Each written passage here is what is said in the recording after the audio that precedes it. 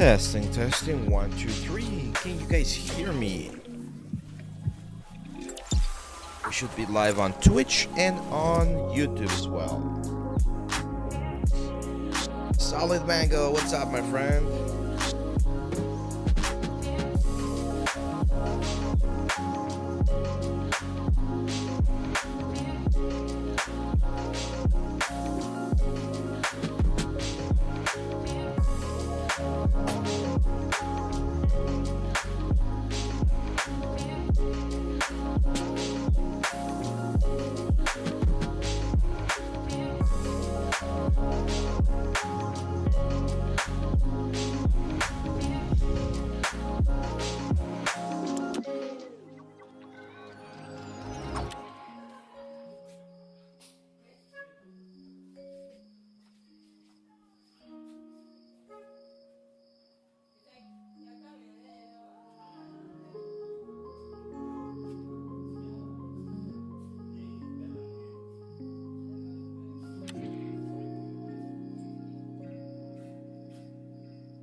I don't have a specific like tutorial that I can recommend, but I mean, we have the polypaint tutorial on the site. We actually did a wall brain as well. That's usually a good way to start. In the Oni course, and I believe you have it as well, we do cover polypaint. Those are the techniques that I follow. And now you might want to look into miniature painting. Oh yeah, because you 3D printed it, right? Yeah, just look into miniature painting. Just look for miniature painting, skin tutorial, or things like that, and you should find someone. I know a couple of them that are in Spanish. There's one guy from Spain. His name is Jose Da Vinci. He's really, really freaking good, but it's in Spanish. So if you wanna look for something that's in English, you might need to look a little bit more on YouTube, but I'm sure there's plenty.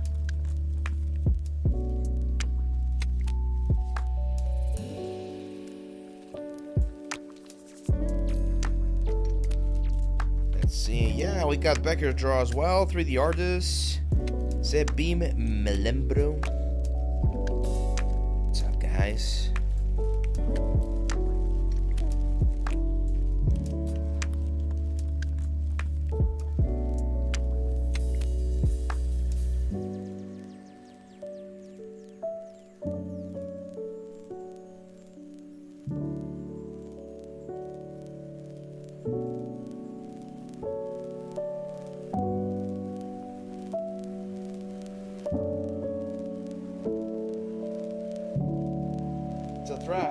Strider as well. What's up? What's up?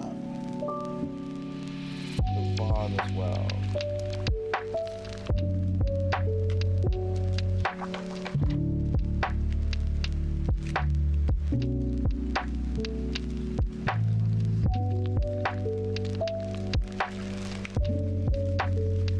Hamster says, hey, before the stream starts, can I ask for feedback on my character on the Discord help room? Let's take a look.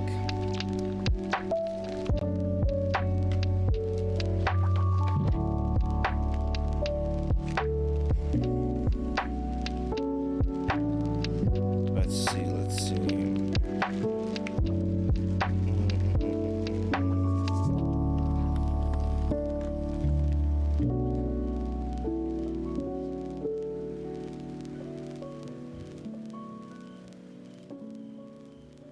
What's your username on the Discord, Hamster?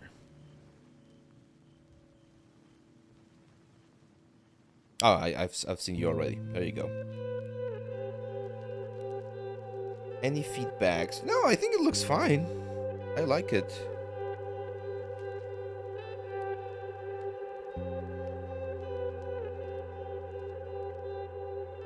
The arms might be a little bit too short, like the forearms. But other than that, I think it looks fine.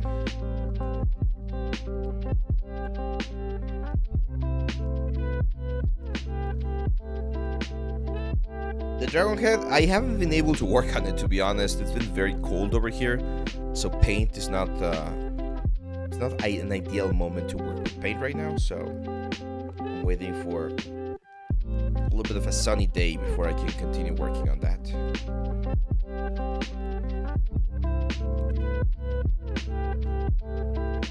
Yeah, yeah, I can see the right one. Hamster. Yeah, no, I mean, again, I think it looks fine. Thruster look.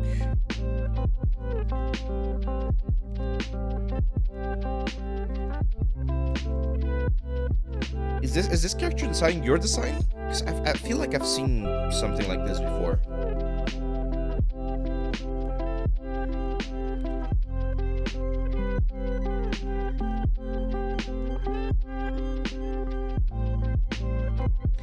Daniel, what's up, man? Welcome to the stream. What are we gonna be sculpting? Oh, it's a little bit of a surprise. We're gonna be doing a nice little thing. Just a second.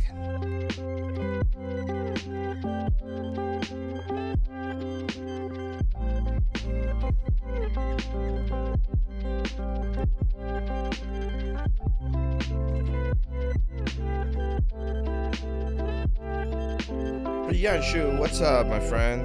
Welcome.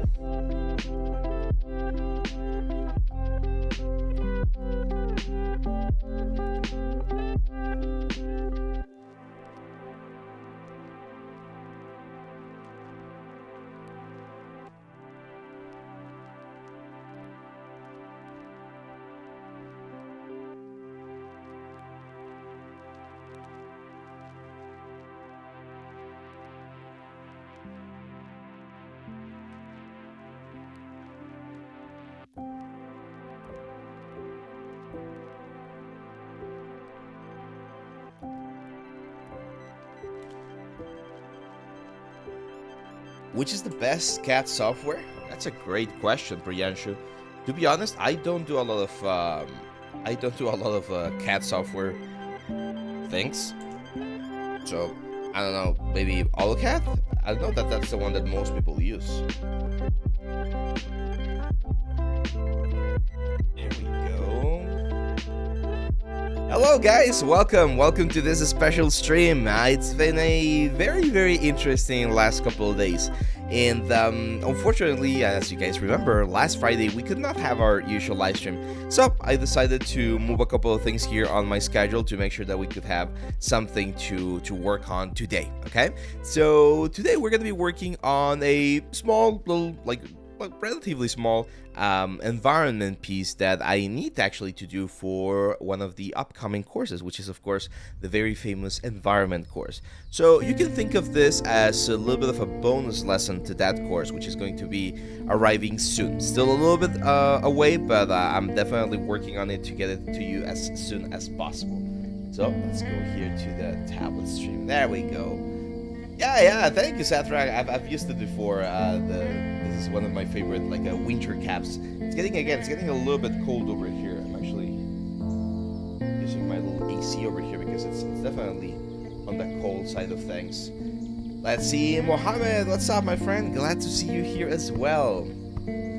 What are the key differences in poly modeling and CAD modeling? That's a great question, Priyanshu. So when you're doing CAD modeling, you will be doing a lot of very precise elements, right? In the 3D, we use something called NURBS. You probably have heard of them. And NURBS are non-uniform rational B-splines. So the best way I can explain the difference, actually, let me push the music down a little bit. There we go.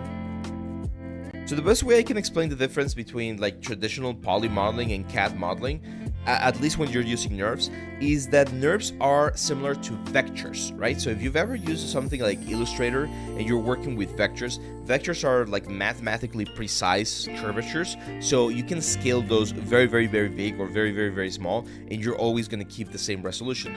Polygons are more like pixels, so you cannot scale them because you're going to see more of the tessellation of the polygons, but they do allow you to create more organic shapes or have something that's a little bit more detailed, right? So when you're doing this kind of stuff right here, if you're going to be manufacturing this, if you're going to be fabricating a product, it might be a better idea to do it with NURBS or with something that's, again, more precise. But for entertainment, commercials, film, games, which is what we normally do here, then in those cases, it's usually better to do it with polygons. It's easier to work with them. Let's see. Hamster says, I feel like I learned more from one stream from Abe than 4 years at art college. There you go. Yeah, thanks for the compliment. So, as you guys know, this is no secret. The environment course that we're going to be doing is based on a little short story that I wrote a couple of months ago, and it revolves around an old medieval graveyard. And in this old medieval graveyard, one of the things that we're going to have is a bell tower. So we're going to be doing today, because we have probably just like a couple of hours, we're going to be working on sort of like the top part of the bell tower, okay? So even though we're only going to be working on the top part, I still want to sort of like block in the general shape of the full bell tower. So this bell tower is going to be a 4x4 bell tower. So 4 meters by 4 meters is going to be like a relatively chunky element. And then at the very top, the bell is going to be visible, right? So if I create a cube, I can change the elements to 4x4. 400 by 400 here inside of Maya. Why 400? Because remember that in Maya, the measurements that we normally have are centimeters. So 100 centimeters is 1 meter. In this case, 400 centimeters will be 4 meters. And the tower is going to be 9 meters tall. So it's going to be 3 floors. So on the scale of Y, I'm going to set this to 900. There we go. One thing I like to do whenever I'm doing an environment or something like that is I like to either bring a character that I'm going to be using as a scale reference, or just create a very basic cube here, change the scale to 180 and change the scale on Y and Z, or X and Z, to 50 and 50. So this gives me a good idea, sort of like a size reference on how big the character is going to be. So that looks fun. I think that's a good space right there. And after that, after we have that specific element, we are going to have the cap, like the final floor, which is where the bell is actually going to be. This one's probably going to be a little bit taller, so I want to create a little bit of an arc. Let me show you a reference that I got here. So today, actually, I just learned that this thing right here, the place where the bell is stored, is called a belfry. I don't know why it's called like that. It's not like a it's not like a potato fry or anything like that. It's just a belfry. So that little house, or that little thing where the bell is going to be, that's what we're going to be doing. Can you tell me what we will get to learn in environment course? Yes, that's actually been one of the big things that has like stopped me from, or not stopped me, but that has made the whole like course a little bit difficult to like plan ahead, because it's a lot of information that you can learn in environments. But we're mainly going to be focusing on modular construction creation, hero prop creation, trim sheets, tileable textures, a little bit of landscape like creation, and the general like composition of the whole scene. So that's usually going to be the whole thing. Music still too high? Let me get it down. There you go, Anna. Thank you for that. Okay, so with this one here, what I'm going to do, or the first thing I'm going to do, is I am definitely going to make it a little bit smaller so that we can change the silhouette a little bit, right? Like we don't want the exact same silhouette everywhere. Probably going to push this down. And we're going to be focusing on this, again, like top part here. I'm going to extrude this in, push this up, and scale it in. That's going to be like the general shape of our little, like, what's the word? Like a little bell tower effect. And here's the interesting thing. What we will be doing here is, since we want to keep things a little bit more modular, we're only going to be focusing on one side of the bell tower thing here instead of everything else, okay? Why? Because we don't want to spend more resources or energy on parts that we can just like duplicate and move around, right? It is possible to do it as a single piece, and that's going to make it look a little bit more heroic. However, since this thing's going to be really high up, it really doesn't require us to have that much detail at first. What softwares are we going to be using in this course? That's a great question. A lot of softwares. This is going to be an intermediate course, guys. So if you want to be ready for when it drops, make sure you have your basics like done. So you should know about ZBrush. You should know about like traditional modeling techniques. It can be in Blender or in Maya. Really doesn't matter. But yeah, there should be a little bit of what's the word? You should have a little bit of an understanding of those things, okay? Because I'm not gonna be covering interface and stuff like that. The one software that we are gonna be covering a little bit more from a, let's say, beginner's standpoint might be Unreal Engine. But all of the other ones, again, Maya, ZBrush, Substance Painter, we already have courses for those, and you should have a good understanding of those before you jump into this one. So here what I'm going to do is I'm going to use a cylinder, and I'm going to use booleans to create the little like housing that this like bell has. So I'm going to do that right there. Very important, when you're doing booleans, it's ideal that you always sort of like bridge all of the elements from one piece to another. Like, you don't want to have super thin elements, okay? So I'm going to grab A, B, I'm going to say mesh, and we're going to booleans difference, A minus B. There you go. Not bad, right? Once I'm happy there, I'm going to do the history. Actually, before I do that, I do want to duplicate this cylinder right here. One thing we can do, by the way, let's go back a little bit, is I'm going to duplicate this one. I'm going to have both of them. Let's combine them. And now we do A minus B. So mesh, booleans, A minus B. And there we go. As you can see, we get this very, very nice sort of like section here, or segment here. That, of course, we need to do a little bit of cleanup, but we get like the basic structure that we're looking for. Let's see. There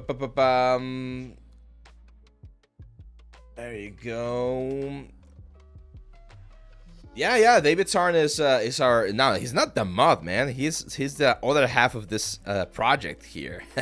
He's not only a mod. He of course helps us with all of that information, but he also is a big part of this project. So I'm gonna give this a little bit of thickness. How much thickness? It really depends. I think I'm gonna go like quite thick, to be honest, because it should have like enough support for the bell. So something like that. There we go. Of course, now the normals are inverted, so we're gonna say mesh display and reverse.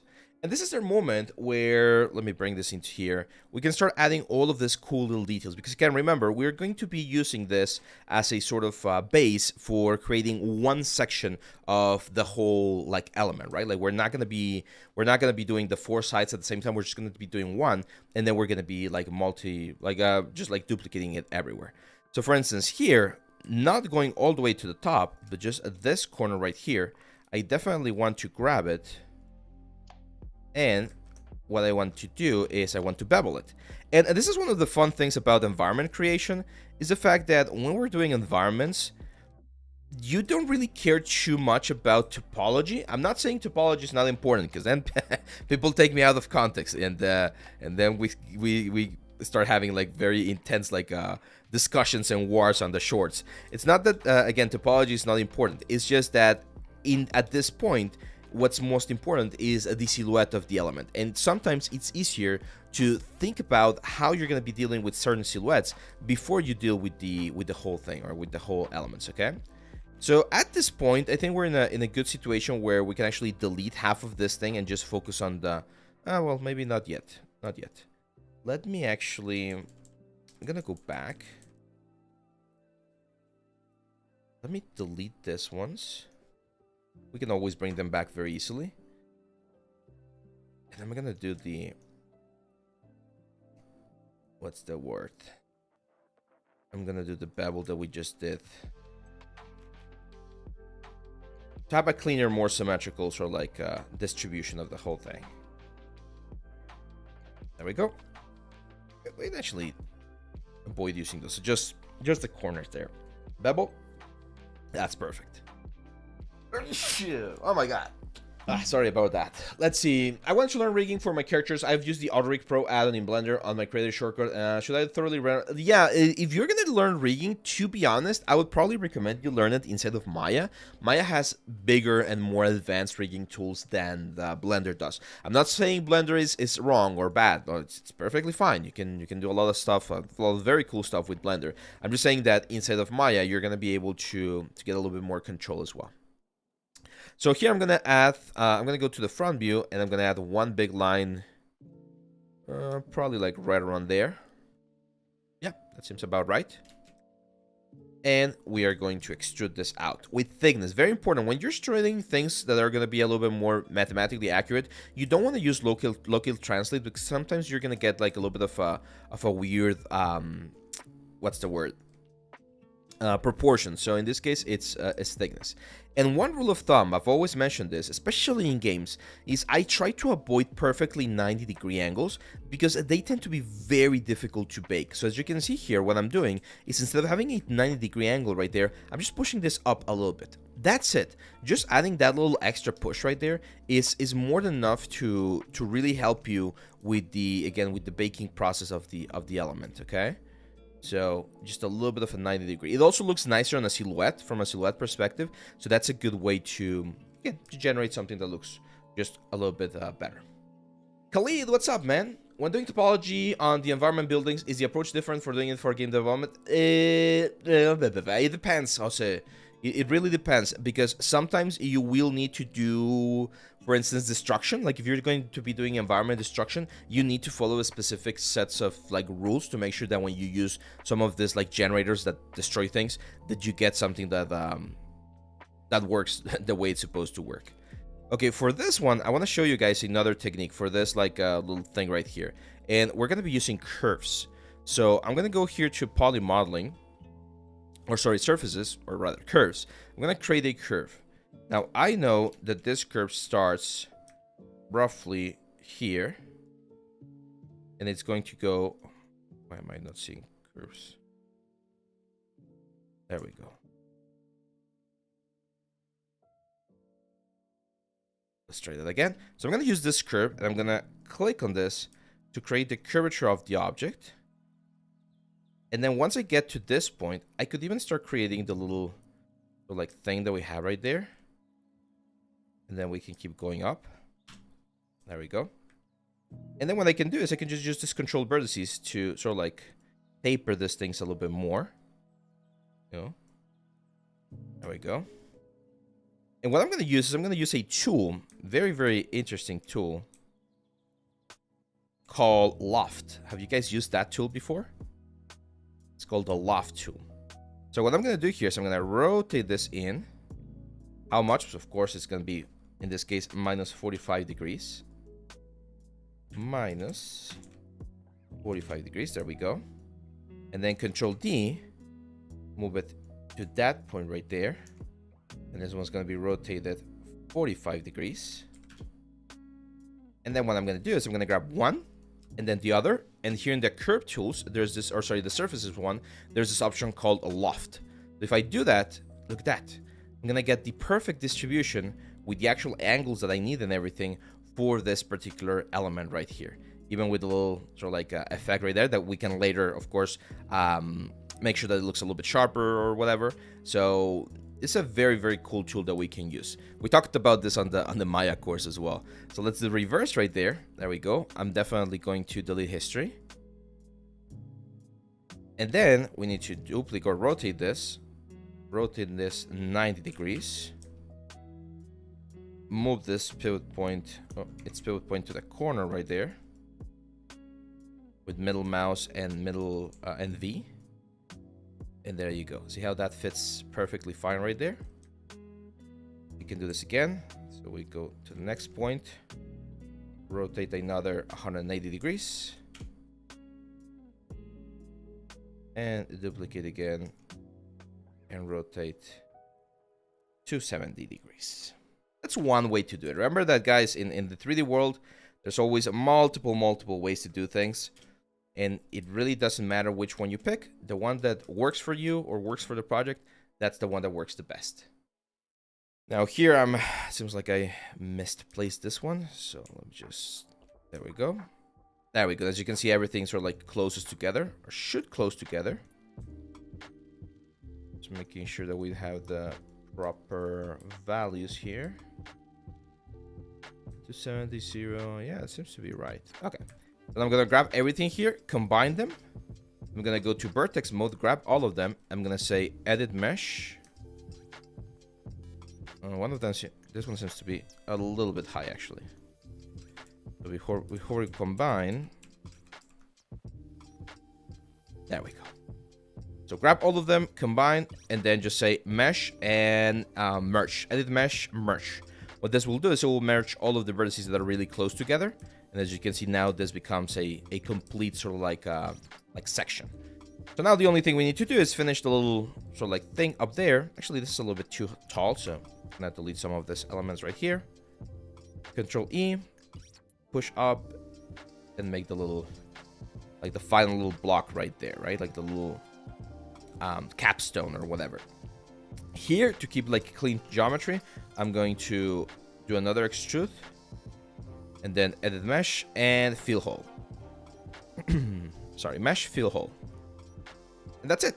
What that will do is it will pretty much like finish everything. That like last phase right there, it could be like a cylinder, so I can just like edit mesh and poke, and that's gonna be ready. Now here, I definitely want to, again, sort of like make things a little bit sharper. You can see that it has a very sort of like sharp effect. So this is where bevels start like coming along, right? So I'm gonna add a bevel right there. And the stop parts is a little sharper. I probably will push this one in a little bit. There we go. And same for that one. Probably gonna give it a bevel. So I want to make sure it looks a little bit sharper. I am probably going to grab all of the corners here as well. Remember, this is the high poly, so we're not too worried about topology. We're worried about how it looks when we smooth it. Look at that. Beautiful, right? Looks really, really nice. It does look a little bit tall, so I'm just going to make it a little bit thinner or smaller. Let's move the pivot point down here. And snap it right there. Actually, I kind of want to make it a little bit fatter, so I'm going to make it just bigger, get there with the scale. And there we go. Let's delete history on this one so that we can work on it a little bit more cleanly. There we go. And yeah, Kirby's OP for modeling. Yeah, totally, like very, very strong, man. Like they're very strong elements. How's Winded Truth? I've been, what's the word? I've been reading, I'm in the very early beginning, but so far it's really nice. See, one thing I have an issue with on the last one, on the Rhythm of War, is that I did feel it was a little bit slow in certain areas. It's not that I complain about that, because you do need that sort of like change in speed to really understand what the characters are going through and everything, but it definitely felt a little bit, not tedious, just slow to go through. And this one, since we have the like ticking clock, I'm not going to spoil anything, but since we have the ticking clock going on, that keeps things moving forward quite nicely. Okay, let's see. Kirby's OP for modeling. Yes, Alessandro, it's really, really good. Okay, so we got that going. That's nice. Let's do the little like things here. I really like those like cylindrical shapes. So best way to do that is with a pipe. So I'm gonna say create polygon primitives, and we're gonna go with a pipe. And I'm gonna show you guys another like cool technique in just a second. We're gonna do that for the bell, for the actual bell. Let's do this 90 degrees. There we go. You can see this one's a little bit taller, so I'm gonna go right around there. The segment radius is definitely a little bit smaller. So right around there, perfect.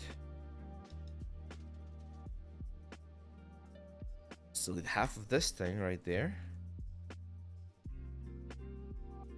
And now here's a very interesting decision that we can make for this particular asset. Let's go top view, because I think I placed that on the wrong direction.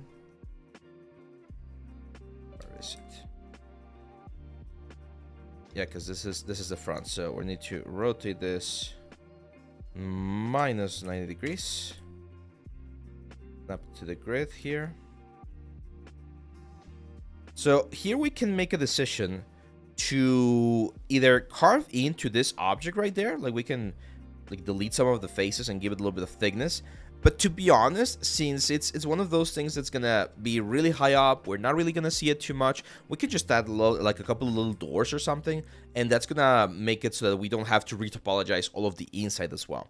And in games, it's very, very common to follow that sort of like protocol where you need to make a decision and be like, hey, this is not gonna be visible.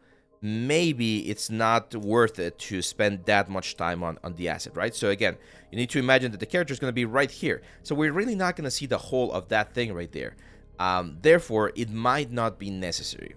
Although I'm not sure, because since we're going to be seeing this, we might be seeing the inside there on the element. Again, we can just like close it with a couple of like wooden like supports or something. That's probably going to be what we're going to be doing on that inside ceiling, or in this inside ceiling right here.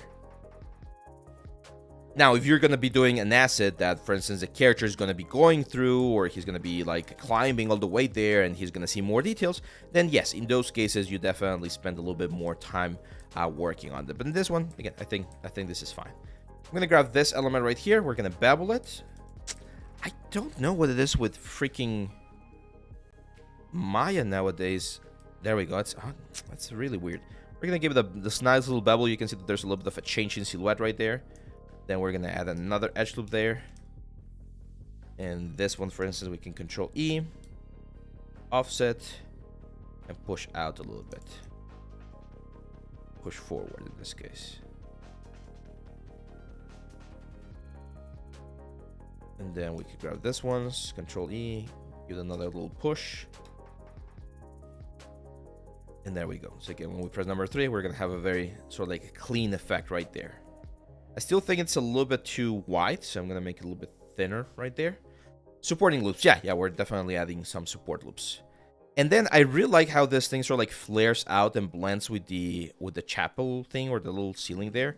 So what I'm going to do here is I'm going to grab this outer like elements right here and do that. I'm just going to push this up like that. Then you can see that what we have here is probably like 1, 2, 3 edge loops. And they sort of like push down, right, from a side view to generate that curvature.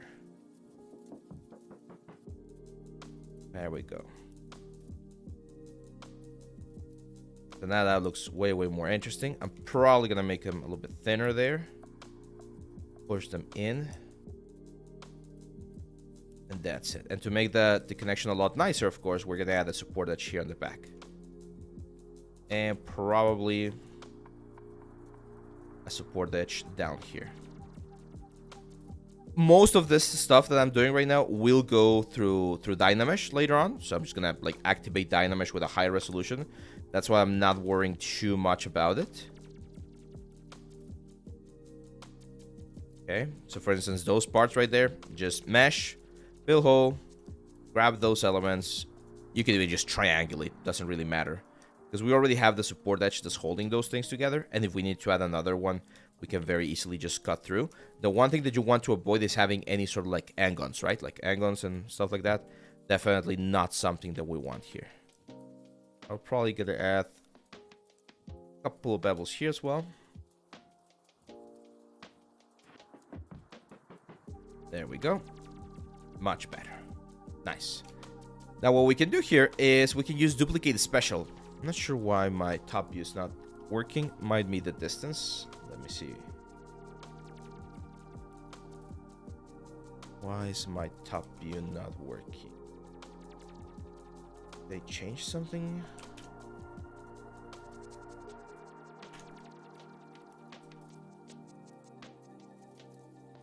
Facial. There we go. So this thing right here should be right there on the center of the grid. Actually, this should be -90, it seems. There we go. Yeah, for some reason it's not. It's the clipping plane, of course, but it's really weird. Okay, that one's there. Let's do bottom view. Let's see if that works. That one's aligned. This is the thing that's not aligned. So let's align there right there. There we go. Thanks for the follow, Arturito. Let's see. Portfolio review this Friday, us. This Friday, we're going to be, what's the word? We're going to be doing a portfolio review. So the submissions are going to be opening very soon on the Discord channel. Make sure to join the Discord channel so that you can submit if you want to be reviewed. Thank you, Starburst, as well for the follow. There we go. So and then Shift D. Perfect. And we have the 4 little things right there. For a little chapel thing. Now on this thing right here, one thing that you can definitely notice is that there is a border going around the big windows of the elements, right? Like a frame. So here, I'm not sure, because it already feels quite thin. So I think the best idea here is to just grab the borders. Just grab all of these borders right here. I'm just going to extrude in. Now, of course, here, one thing that I want to not select are the lower faces. So we're going to deselect those. Control E, and again, thickness. Not, what's the word? Not local translate C, because if we do local translate C, things are going to be flying in different directions. So that's not what I would recommend. What are we doing today? We're doing like the top part of a belt tower that I need to build for our environment course. So yeah, that's pretty much it. And then once we have that, we can select the front facing arches, right? Probably the back facing arches as well. The only ones that we probably don't need are again, the bottom faces. There we go. Control E. And in this case, we are going to push in and out like that. Right? And as you can see, all of these little changes that we're doing, all of these little like modifications, what they're primarily helping us achieve is a different silhouette. One very, very important thing that you need to do whenever you're modeling something is always check the silhouette. And this is why I really like Maya, because you can just press number 7, and if you have no lights on your scene, you're going to be jumping straight into the silhouette. And look at how interesting the silhouette looks right there. Right? Like there's always something going on. There's like changes between curvatures and straight lines. So that gives me a good idea of how this thing is going to be looking at the end. Now this part right here, of course, we probably want to bevel them as well. So grab all of those, hit the bevel, small fraction there. There we go. Just keep it simple for now. Let's see. Where's the link for the Discord? Alam, give me 1 second, and we're gonna be like sharing it on the YouTube channel as well. There we go. Okay, cool. So let me grab my human reference, and I'm gonna bring him up. And yeah, as you can see, like we're not gonna be able to go up there, right? Like we're not gonna have enough space for the character to be there, but that's fine. He's probably gonna be like down here and just like pulling a rope to make the whole thing like work. But now we can make the bell. And I do have an image of the bell right here, so let me save this image. Right click, save, export, select now. Right click, save, export, selected images, export. There we go. So I'm gonna go to the front view, and I'm gonna say view, image plane, import image. There we go. Desktop, and we got the bell right here. So it's a very small image, as you can see. Yeah, this is Maya right now. Comadre dos store. Aaron, what's up, man? And I'm gonna position this where I would expect it to be, which would be probably around there, right? Now we need to make sure that the bell has enough room to sort of like, well, ring without hitting the border. It's probably a little bit bigger. We probably got a little bit bigger. There we go.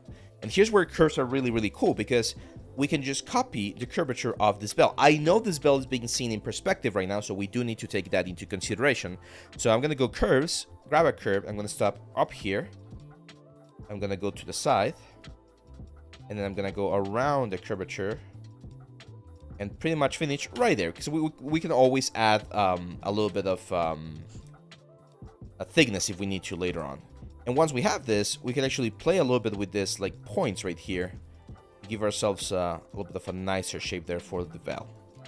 And once we have this curve, this is the secret to everything, we can use another tool that's called the revolve tool. That one right there. Of course, right now it's not like properly calibrated, so we need to go surfaces, revolve, and instead of the Z-axis, we're going to use the Y-axis and hit apply. And look at that. Not bad, right? You get the bell shape. Now, the cool thing about using this particular tool is that the curve remains attached to the bell. So if we need to make some changes to the curvature of the bell, we just need to go to the control vertex of the curve, and we can change them around. Let me grab both things right there. Wait a second, what the hell is that? Grab both of them, there we go. I'm gonna go to the curve right there, hit the control vertex, there we go. And I feel like we might need to push this in a little bit more, and this one a little bit more as well there. There we go. Wolf Girl, what's up? Welcome. How do you do that in Blender? You can also use curves as well. I don't remember the exact what's the word, tool that you use for that, but you can use curves as well. Like, curves are available pretty much in every software. Let's push this in. Give this a little bit of curvature. There we go. Cool. So with this one, of course, I'm going to say mesh display and the reverse. So this thing is facing out. And now, as I mentioned, we can give this a little bit of thickness. Like that. Again, mesh display and the reverse.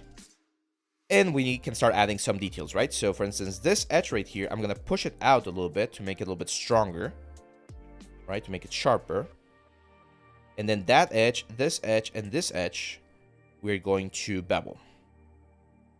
By doing that, once we do our like a number 3 mode, as you can see, it's going to be way more intense. And I want to do the same on like this upper edge right here. I'm going to push it out a little bit. Might need to push some of this ones out. And then this ones, they kind of seem to be going in. Again, to give it a little bit more curvature to the whole thing. We can even use a little bit of selection. That might help us get like a nicer curvature. At this point, we don't need the curve anymore, so we can delete history first and then delete the curve. And that line right there,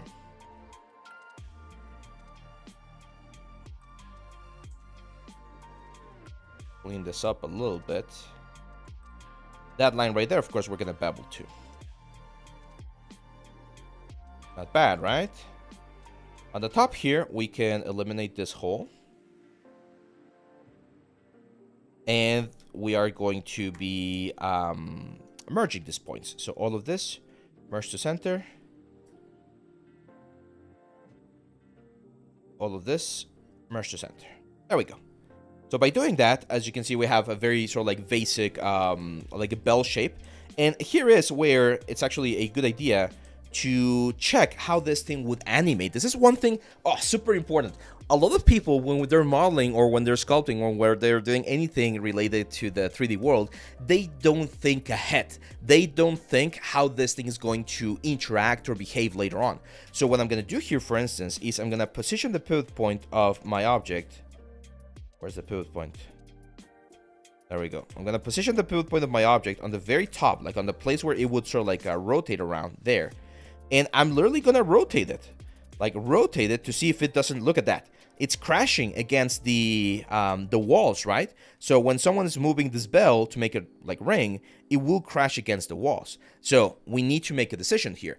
Do we make the bell smaller or do we make the house bigger? And since we already have a sort of like specific size for this thing right here, we're going to make the bell a little bit smaller.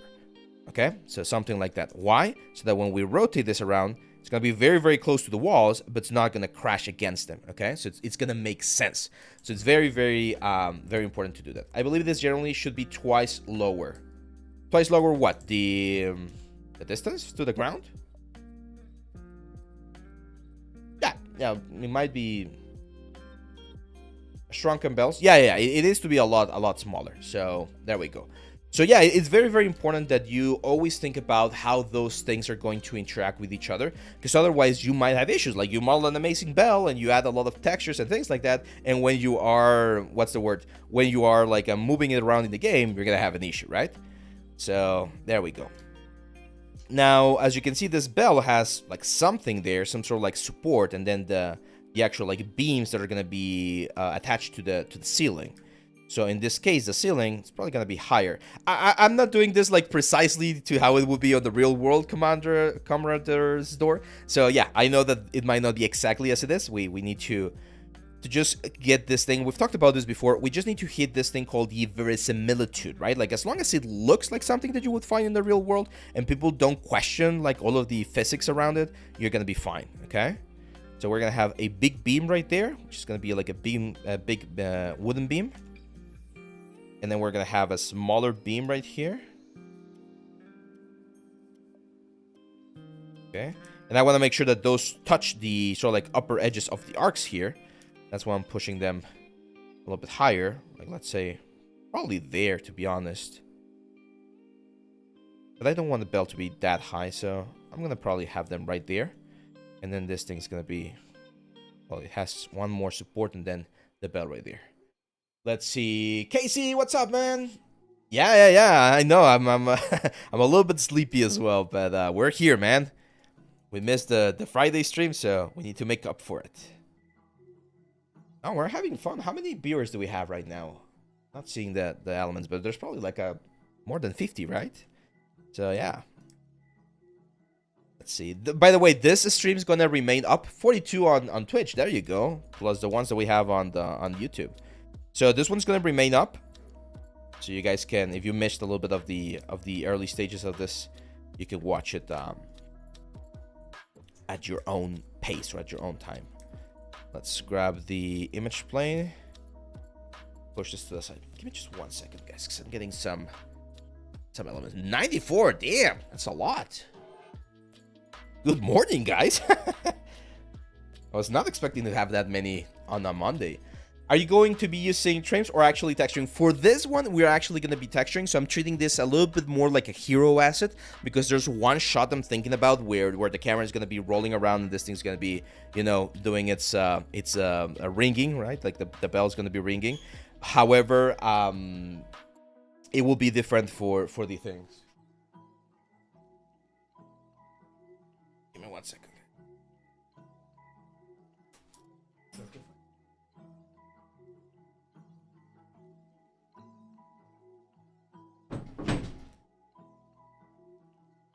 There we go. So now what do we need to do? Of course, we need to give these things a little bit more of more love, right? And they need to look a little bit nicer. So let me duplicate this one. That one's going to be really close to the ceiling, right? So that means that we might need to push the ceiling up a little bit. Again, since we're going to be, what's the word? We're going to be doing a lot of Dynamesh for this later on. Then it's going to be a little bit different. It might be a good idea just to watch the video how someone ring it. There are plenty of videos. Yeah, to be honest, in the reference, it doesn't seem that the bell is actually supposed to move. I believe that's excellent. Yeah, exactly. It might depend on the exact element, and you're totally right, Commander. Like, you need to, when you're doing this, if I was doing this, you know, on my own, not on a live stream, I would be looking at more reference and just checking and making sure that everything looks as nice as possible.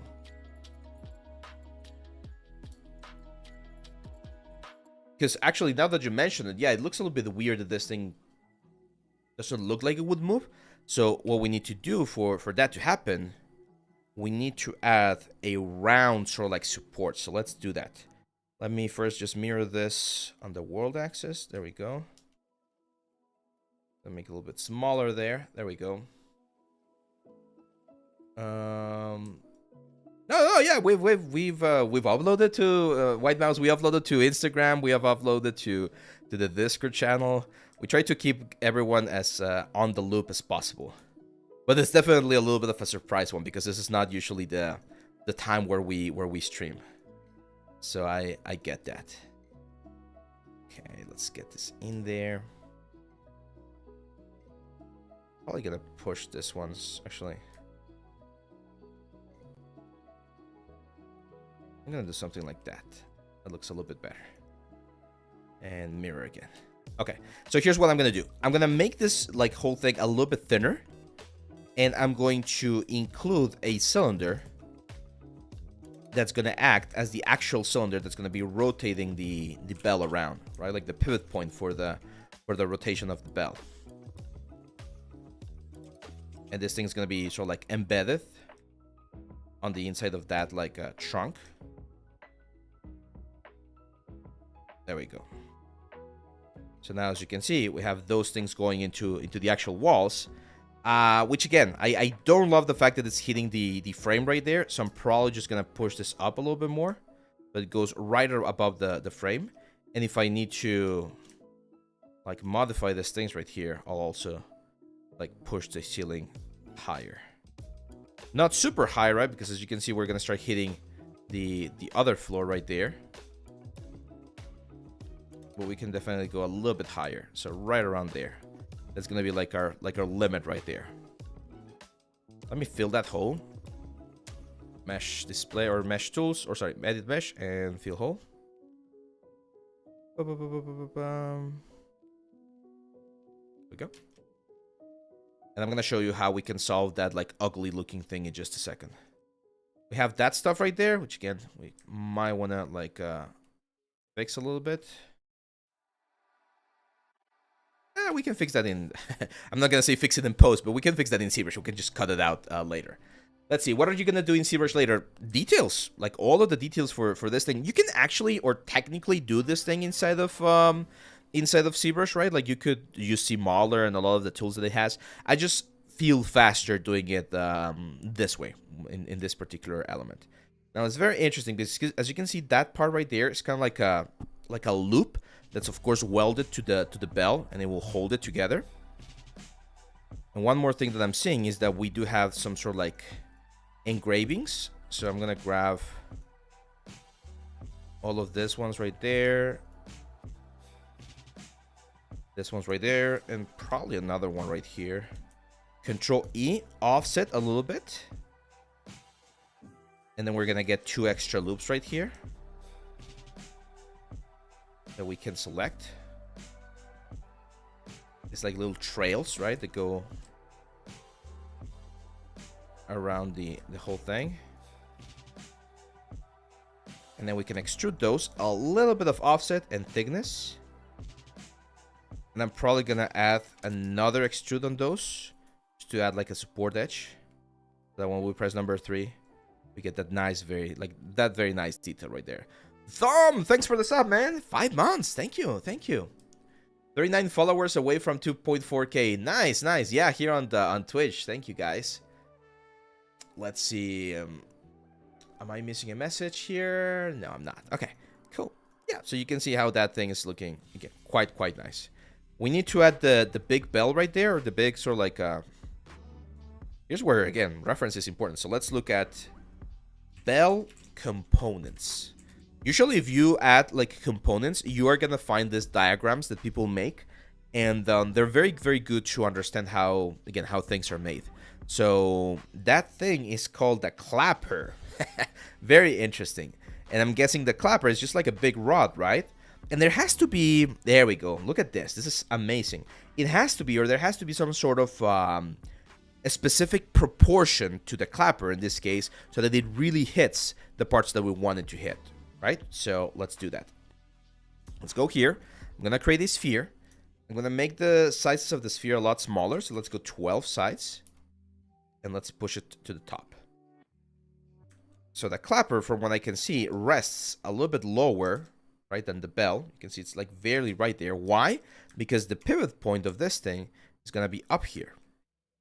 It will be, in this case, it will be like right around there, so that when we rotate this, bang, dang, it's gonna like start like clapping. I guess that's the proper name with that specific element. Now, I really like this like elements that it has right there. That looks really interesting. So I'm gonna try and see if I can like model something like that. So I'm gonna grab this faces right here, Control E, push them down, and that's like that little thing right there. And if we go to the front view, we can play a little bit with the shape of this thing, like that, and then I like the fact that this faces look a lot flatter, like that. They actually kind of look like they're going in, so I might just grab this one and push this in, right, to generate a little bit of a different texture. And then this one goes down a little bit, and it also has like a curvature. So let's add 1, 2, 3. Whenever you're trying to capture a curvature, 3 is like the minimum amount of like edge loops that you're gonna need. So we do that, and after that, actually, it has like a cap. So I'm gonna grab this vertex again and this one again, push them back out, so we get like a more of a round cap. This ones are gonna start like pushing out as well. Again, that's gonna give us a very nice sort of like effect. Let's grab those vertices, and this one's Control E, push out, and then this one's Control E, push out, and a little bit of offset, of course. We might need a bevel right there, and we might need a bevel up here. There we go. There we go. Thanks for the sub, Sarus. Thank you, thank you. Segments and a small fraction. There we go. And look at that. We get some very, very interesting effects right there. Again, we can make this a lot sharper once we're inside of ZBrush and give this way more of an interesting effect. It actually started on reference to avoid occasional ringing, so it might be the case the bell itself is supposed to be a bit lower on the working position. Yeah, it might be that. We'll check in just a second here. Yeah, here what I do is, again, I change the pivot point location, and I give myself an idea of where this thing is going to be ringing. So, that looks good. I do feel like this detail that we added, it's a little bit too intense. So I'm just going to grab all of the faces here, scale them down, make it a little bit smaller. There we go. Nice. And now we need to add the other part, which is going to be this faces right here. Again, front view. And if we check the reference, you can see that again it starts sort of like flared out and it goes into a very sort of like small point. So Control E. Control E. Just push this up. And as we get closer and closer to the top, we make this a lot smaller.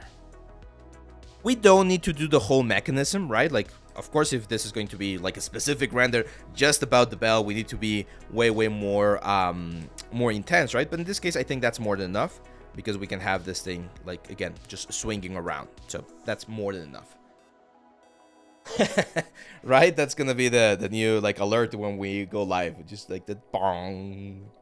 Have you heard or tried an app for an iPad, Balance 3D? It's for modeling with polygons. It's very good. No, I have not tried doing any sort of like polygon modeling. They did announce, if you guys were online last week, the ZBrush guys had a feature. They released ZBrush 2025.1, I think, or 0.0.1, something like that. Like, just a small update. They're improving things on the iPad version, and they're gonna be doing they mentioned that they're gonna be including C modeler soon on the iPad version as well. So let's see how that goes later on. It seems the internal lowest edge is supposed to be less thick. Internal lowest edge. You mean this one right here? Yeah, it might be. Oh, you say, oh yeah, I know what you mean. Like this edge right here. This one's right here, right? Yeah, so it rings a little bit more. I agree. Yeah, there we go. So we're now just missing a couple of like elements right here, like some more like support edges. We might need to add something here. So here's again where you can really like go crazy with this kind of detail. Like if this is gonna be the support rods, it's gonna be going across the whole thing. We can actually make it like literally go across the wall right there. Let me push it up just a little bit. I'm going to duplicate it and then scale it a little bit on the axis right there. Grab all of these vertices and bring them all the way over here. And again, we don't need to boolean this thing across the wall. But what we can do is we can make it so that it looks like there's a specific sort of support that's going through the wall. Okay? Let me see if that makes sense in just a bit. So like that. Let's add another that should be there.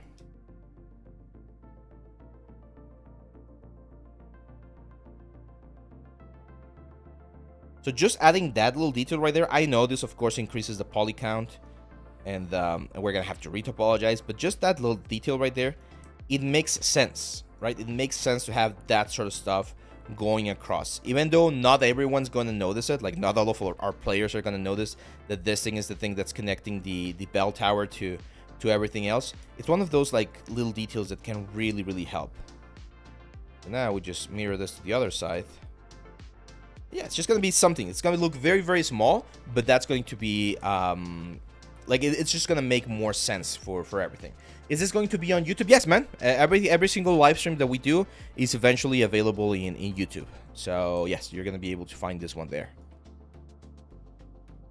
Let's see. Hi, Abe. I've been learning a lot thanks to your Warhammer gun streams. Now I'm trying to make my first gun all by myself. Wish me luck. Good luck, Close. Good luck. And if you want to learn a little bit more about Maya, I can recommend the Maya course on the site. That one includes a lot of the tools that we cover on the gun, but of course I go more in depth and explain how they're gonna be working. Now here I'm gonna make some wood planks. Wood planks are usually around like 30 centimeters. So again, on the scale here, I'm just gonna say 30 centimeters. It's like a good number for a plank. There we go. Gonna make it very big. And if you remember, I mentioned that these things are gonna be sort of like lining up the ceiling. These can be covered with texture as well, but modeling will always give you a nicer result. So I'm gonna add this one right here. Control D. There we go. And Control D. There we go. So you can see how that looks, especially when looking from below, you're gonna see those planks, right? Let's see. It's just easier to make a meaningful detail than making some decorative elements out of number. Exactly. Yeah, and that's a sort of like process that I really like to follow when I'm modeling pretty much anything. And I learned that from a specific art style that's called the Bauhaus, like a school of design from Germany. They had this movement earlier in the 19th century where everything, one of their big sort of like quotes was form follows function, right? So if you make things that make sense functionally speaking, then it's going to be very easy to generate something that looks cool. So that's what we're doing here. Let's see. It looks like we might need a trim here on this edges as well. So again, I'm gonna bevel. Gonna give us a little bit more silhouette as well. And now we need to finish the sort of like the connections that make up the bell. It's a little bit of a weird connection. Again, if we look at the diagram, you're gonna see that it has this sort of like weird looking shape.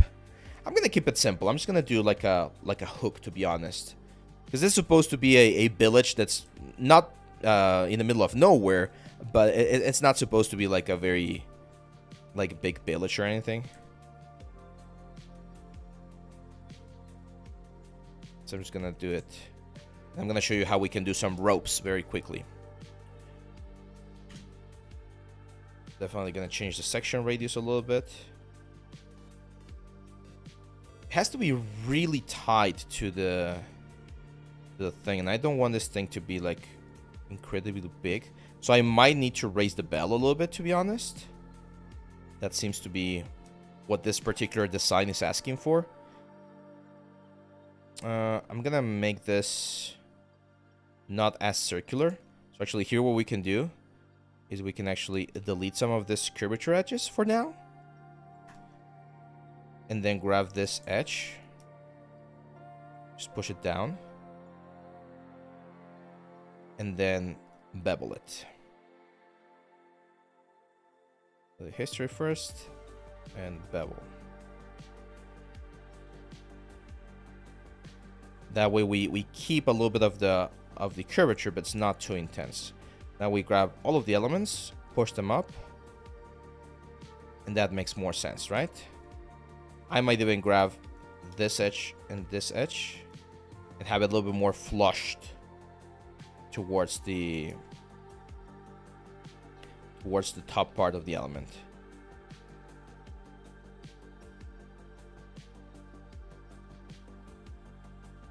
There we go. Now, of course, we mirror this. There we go. Yeah, as long as it makes sense, we're gonna be fine. Let's see, we got a question over here. A little off-topic question here. Hey, but do you happen to know if you can set a brush to be the startup brush rather than standard, or at least a standard without CAD enabled? I'm not sure, Casey. I don't think so, to be honest. But I haven't really gone that far. I'm making a game-ready gun, and it's from a concept art. It has a lot of details. Should it make the detail in the same mesh, or make them detailed with different small pieces? For the high poly, you can make them as a lot of different pieces, and then just bake everything down, Kira. But if it's... and again, it depends if you're going to be animating some of those pieces or things like that. Okay, so... there we go. Now, of course, this right view. Thanks for the follow, Alex Nunez and Barking Kand. Welcome, guys. So yeah, that looks good, I think. Now the ropes. So let's grab all of our elements right here. The bell, of course. Let's go top view. And what we want to do is, again, this is where, of course, we could do like super precise curves and everything, but sometimes just like doing something that makes it look like it's working is more than enough. So here's what I'm going to do. I'm going to use circles, toruses. I'm going to use these toruses right here to encompass all of these elements. Like this.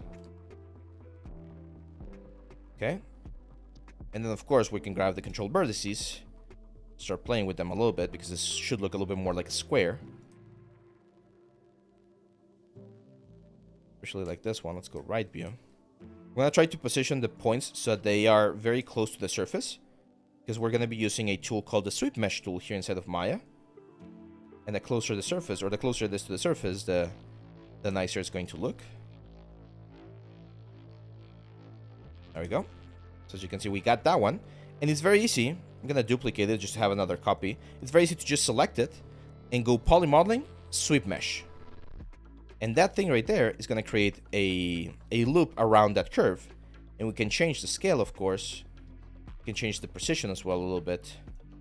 And similar to what we did with the loft, this is why, again, curves, guys, are so good. Because once you have a curve, you can change the control vertices to make sure that it like falls where it needs to go. Okay? Something like that. That's going to be the first curve. It's going to be the second one right here. I'm going to have a third one. Probably like crisscrossing a little bit like that. And then there might be, you know, another curve out here to like support this. And again, people are like, they will notice that the curves are not like perfectly falling or like connecting to each other, but as long as it looks fine, or as long as people fall for the illusion, right, like that there's a little bit more detail than it actually is, again, you're gonna be fine. For instance, here on this side, I'm going to push them. Now I can graph all of the curves at the same time. Do another sweep mesh. And play with the scale. Right? So you're a player. You're down here. You look up. You see ropes. That's it. You're happy. That's gonna... What's the word? That's gonna help with the whole illusion, right? So no need to be super...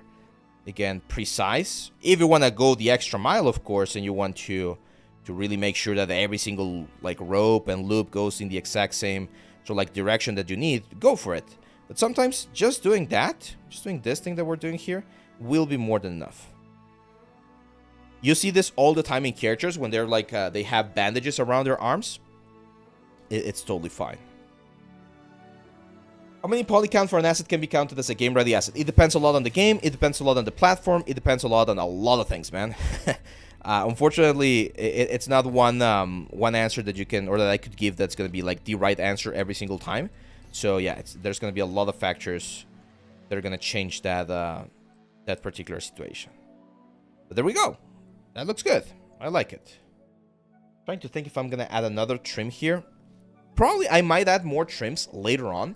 But those trims are going to be done with trim sheets. So this is going to be like the base for the sculpting process.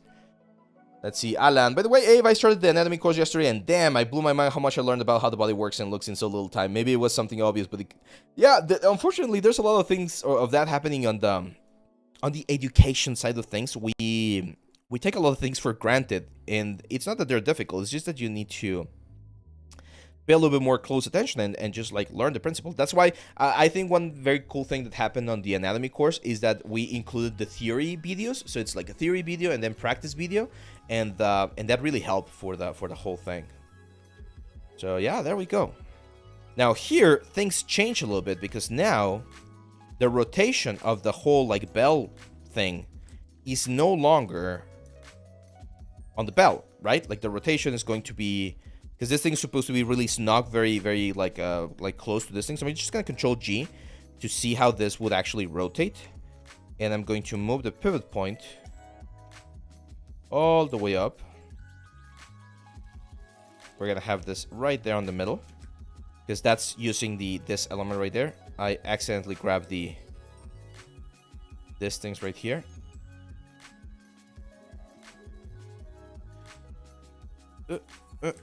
That one, that one, that one, that one, that one, that one, and that one. I'm just gonna hit Shift P to get them out. And now again, if I go to the bell, when this thing rotates, boom, boom, this is the effect that we're gonna have. And as you can see, we got enough space. We very easily clear up the sides of the elements, so that gives us a nice again, a nice position for the whole thing. Let's see. Still doing the ZBrush course, but so far I learned a lot. It's a great course. Thank you, Rachel. Thank you. Let's see. I think that's all the messages so far. Okay. So let me take a look at the reference. The last thing that we're missing are some crenellations, or like little things that you sometimes find on this upper part right here. So what I'm gonna do is I'm gonna duplicate this whole object. I'm going to Control E and offset this a little bit, because what I want to extract is this faces right here. So I'm just gonna select those and delete. We're gonna be left with this thing. Of course, this thing, ideally, we want to fix it. So easiest way to fix is just delete those edges, right? There we go. Now that thing's gonna be resting on that corner. Control E. Just push it up. And we can just create some, like a fun little, decoration there. Gonna grab all of the borders here. Bevel. Probably a little bit bigger if possible. Nah, I don't like it. 'Cause over here on the reference we have a sphere, but I don't like it. I feel like it doesn't go with the general idea that I want to go for. You know what? Let's just add a little bit like an extra crenellation here, like that. That should be more than enough to just make it look a little bit nicer, right? And then remember we mentioned that over here on this upper parts, since we don't want to see the inside of the little hut right there, we don't want to see the inside there, we're sort of blocking it. We do need to add maybe a couple of wooden doors. So I'm just gonna add a couple of planks there. Let's go front view again.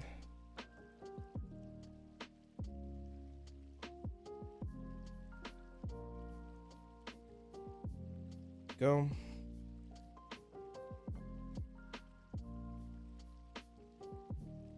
Over there. Then we add a couple of points there so that we can follow the curvature a lot closer.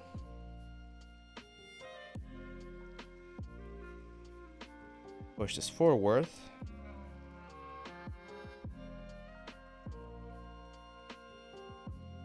I'm just gonna give it a bevel to everything.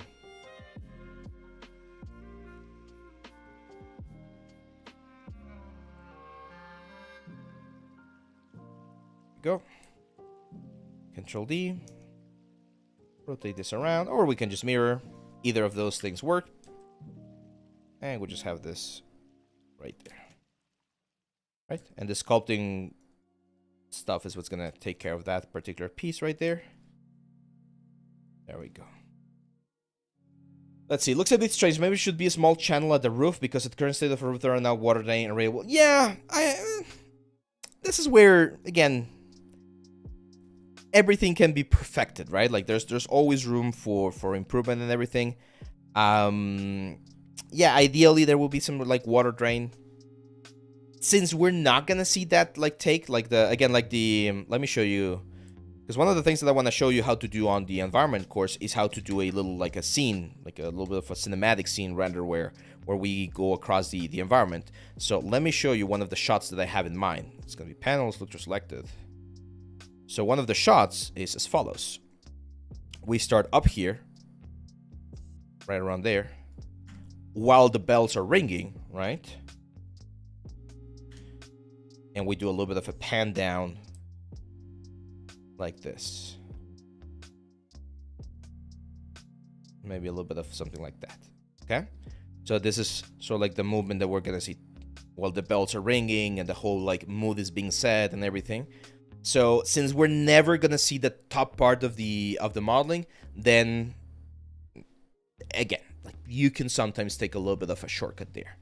It really depends on how precise and how much we want. Like if we're doing a game and the game is all about architectural, like a simulation, and you want to make sure everything is like perfectly simulated, then there we go. I mean that part over the bell. Which one? I mean the rooftop? That thing right there? I'm pretty sure you meant this part right here, right? Like that is going to become like a little pool now. So yeah. Is the next shot going to have Monster Ape show up? Not precisely. Selective detail. If you don't need it, you don't need it. Exactly. That's a good way to phrase it. There we go. So now I think we're pretty much ready to go into ZBrush. However, as I've mentioned before, we really don't need. Actually, no, we really don't need, because I don't want to do. This is where the laziness of an artist starts showing. That's not laziness, of course. It's just being a little bit more. What's the word? Being a little bit more efficient, right? So we technically don't need the whole thing, right? Like we don't need to do all of the 4 sides. For instance, on this ones we just need one of them, we just need another one. This one we might do the whole thing. Yeah, now that I think of it, we might need to do the whole thing. But let's focus on the bell. I feel like the bell is a fun one. Any questions so far on the construction of this whole thing? We have to save, by the way. You haven't saved. It's called that bell. Can you model without a curve? Yes, it is possible, but the curves, as you mentioned, they're definitely way easier to use or to work with. So I really want to work on the bell. So I'm going to take the bell and all of the, oh, actually, we do have the group right here. I'm going to grab this whole group. I'm going to say File, Export Selection. I'm going to export it on the desktop for now. And let's go to ZBrush. Do we have lag? I don't think we have lag. Hey, what do you think about isometric video games like the original File? I really like them. I mean, Diablo is kind of like an isometric video game, so they're fun. Yeah, I mean, I don't have a particularly big opinion on that. How many variations of the... I would try to do no variations. Like, I would try to make sure I have a very good idea of how this thing is going to be looking, because you don't want to be redoing stuff later on. Like, it's not the same to do one pillar that's going to take you like 1 hour or 2 than to do this whole bell tower that's going to take you a couple of days. So yeah. There we go. Awesome. And the cool thing about FBXs is that everything gets exported as a single subtool. So you can see that this subtool right now has 17 different subtools. A lot of people get scared by the amount of subtools that we sometimes get on our assets. Don't be, guys. Like it's very common to work with very like high resolution elements. So there you go. This is the bell. And the first thing that we can do is we can start like working a little bit with the silhouette. Best like tool that I like to use for this kind of stuff, especially this metal stuff, is of course Train Dynamic, right? So we can start adding some changes and some hits here and there. Now here you can see that we might not have enough resolution. I might need to go even higher. But what I want to do is I just want to be able to change the silhouette or change the surface of the bell a little bit. All of this is eventually going to be baked down, of course. We're going to have to do retopology and everything. It's a good idea to just add this noise. We can even jump into what's the word? Like a Dynamesh if needed. But I want to do it. I don't want to do that specifically for this one right now, because it's going to definitely break up some of the detail. And you can see just with Trim Dynamic, we can get a very nice texture. I'm disappointed with the Game Award this year. I wanted the Wukong to win. Yeah, the Game Awards were very interesting this year. I mean, there were a lot of very cool trailers. I really enjoyed it.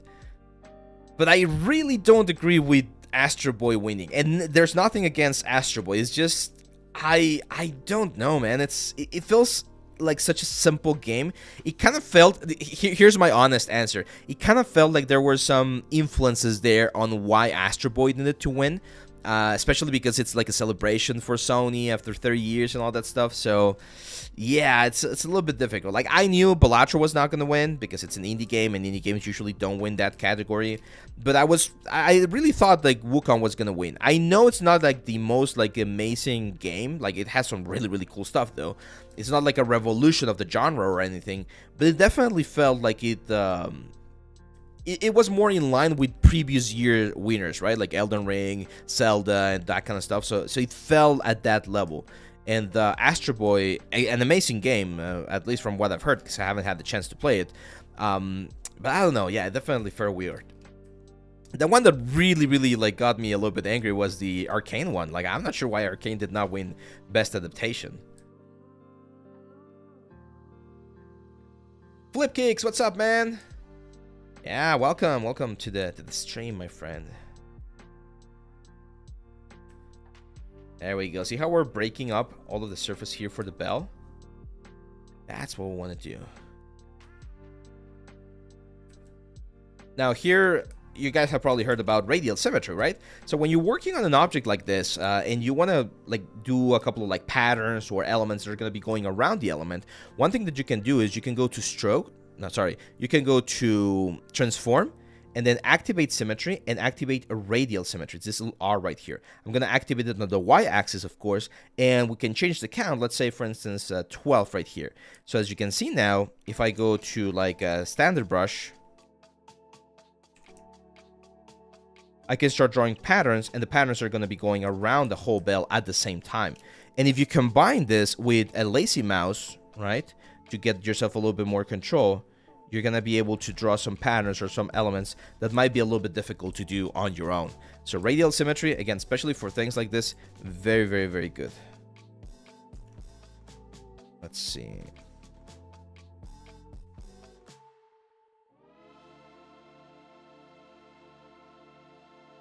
Go.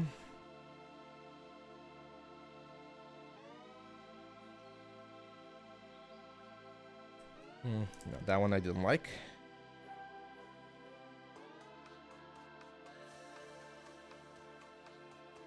Actually, let's go here. I was actually talking to a student yesterday, and I was showing him some like artistic like styles. So for instance, there's this thing called the Art Deco, and they use a lot of this like swirly bits. So we can definitely do this. Let's see. See, this is stuff I have yet to understand. What is better to texture versus sculpt versus bake? That's a great question, Empress Tiramisu. It depends on a lot of factors, right? But here's my general like guideline. And actually, should I go full screen here? Let's keep it here. So if the detail that you're sculpting changes the silhouette, you sculpt it. If the detail does not change the silhouette, you can do it in textures or you can bake it. If the detail is going to be seen in a more high quality, like cinematic or short or something, you usually sculpt it, you don't bake. And if it's going to be like very far away, usually textures is more than enough. So those are usually like the guidelines that I follow to know what kind of like detail I want to add. Okay, let me get rid of lazy mouse. Just want to add a couple of like dots right here. Of course, we can later on like give this another subdivision level. Oh, I really like those. I think they look nice. Let's add some details here on the bottom part.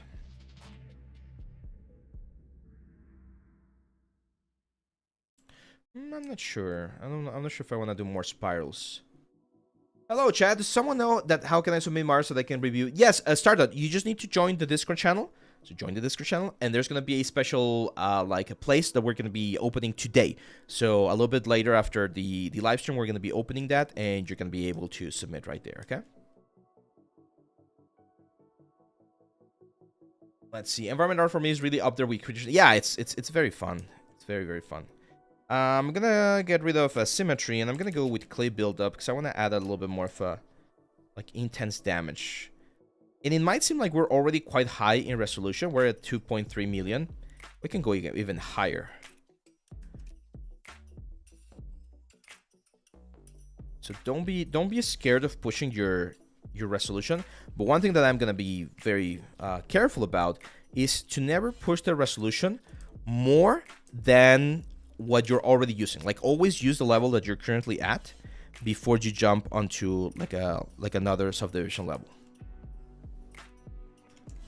Can you use the original model from Maya as low poly? Yes, you can. As long as the silhouette doesn't change too much, Alan, you can totally use the low poly like map. So for instance, that detail that I just added there, Empress, that could easily be done in texturing with height maps and stuff like that. However, another thing, if you're gonna 3D print this at any point, or if you're gonna be doing like, again, like some very intense close-ups, it might not be a bad idea to do this directly in the model. And it's also gonna look way, way better in your portfolio as well. So it's always, again, that's sort of like it's always that sort of like a balance thing that you need to see what's going to be best for your portfolio.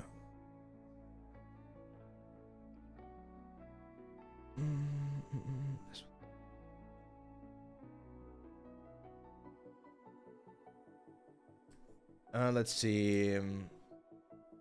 Loasa pasar Unreal. Yes, eventually, Roadstar. This is going to be for the environment course, for the Unreal course. So yeah, this will eventually be in Unreal as well. Now this is the front view, so we gotta make sure that we have something interesting going here on the front view.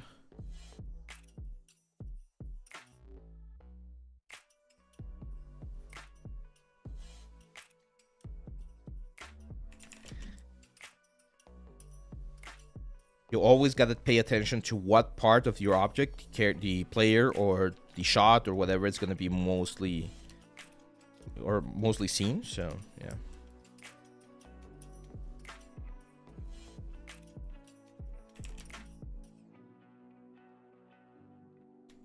And always try to make sense of the detail that you're adding. So in this case, I'm guessing, I don't know, someone shoot a couple of arrows to this thing, you know, some corrosion, for instance. So if there's going to be water accumulation here and there, you might see a little bit of rust, sort of like getting there. Oh, Drachmos, yeah, I missed your message. Let me go back. Sorry. I DM'd you a while back. I finished my first real-time character and I would like to improve on the texturing. I feel it's the area I like the most. Could you recommend some awesome courses that are not $1,000? I already bought your Substance Painter course. Oh, if you already bought the Substance Painter course, that should give you like a really, really good like position for the whole thing. I do have the other course that I did back when I was in the other channel. If you can find that one's also good. But check some of the Gnomon courses as well. Gnomon has some really, really good courses where they go over texturing, and you might be able to find some cool information there too.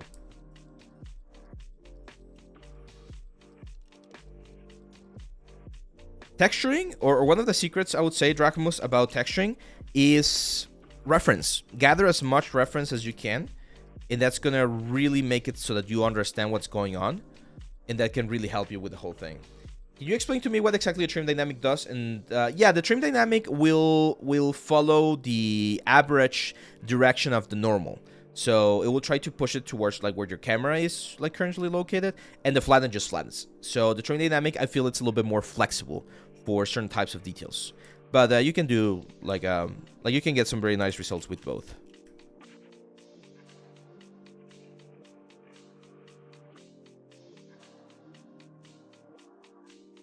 Yeah, maybe what he meant by like if he gave you a specific feedback, what he meant by depth, sometimes it's the complexity of the textures, not necessarily the amount of detail, but how you layer things around. Check the live stream that we did for the gun like a couple of weeks ago, and I did like talk about that quite a bit, like how to layer specific materials, where to add noise, where to add like the rest areas. That kind of stuff is really important as well for the overall look of things. And one of the things, that's another question for, or another answer for, who was this? Atharva. Another thing that I really like about Trim Dynamic is that it preserves most of your surface. so it doesn't change your volume too much. And that's a good way to, again, like get a nice little effect.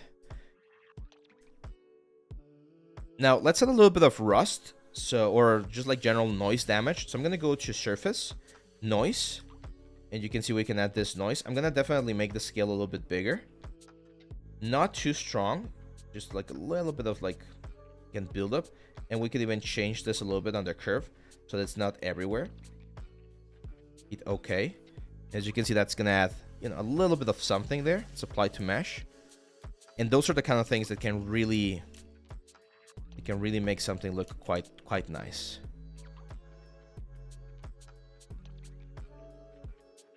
Okay, now let's give some love to this like wooden beams right here. This one's I'm definitely going to Dynamesh. Like it makes the most sense. Probably with more resolution. And here I'm just gonna focus on the silhouette. Again, all of the like the wood grain and things like that, we can later on do that inside the substance. We can add some like important ones here. If you're gonna be doing like wood grain, I really like using the clay buildup to generate this sort of like straight lines. And then once you do that, Trim Dynamic is a good way to sort of like blend them in. Because if you try to do them in standard, it looks very, I don't know, kind of like Play-Doh. So I don't like that. Let's go for some intense change in angles right there, like chip wood, right? And you want to have a balance between soft edges and hard edges. That's one of the secrets of not only sculpting but like digital painting and a lot of things. Like you want to make sure, again, that there's a little bit of a balance. Here's where the polish brush and those like brushes can really work. Yes, eventually, Galopel, this will be a low poly model. Did you plan to make a tutorial how to render on Unreal? Yes, we will do that. We will do that in the environment course. Like the renders that we do, there will be on Unreal. Do you have any tip video you can give to learn sculpting for hard surface modeling? I have a couple of videos there on the channel, man, or here on the channel. Oh, well, you're in Twitch. So if you go to YouTube, we did like a med kit last year where I show some techniques using C-Modeler, Booleans, Bevel Pro here inside of ZBrush. A lot of the stuff that I do, like if I need to do like really precise hard surface modeling, to be honest, I feel more comfortable doing it in Blender or in Maya than doing it here inside of ZBrush. But it is possible to do really amazing things with hard surface in ZBrush. I don't do a lot of hard surface stuff. Like if you see my stuff, I do a lot of props and I do little characters and creatures. I don't do a lot of robots, but you can totally do that inside of ZBrush.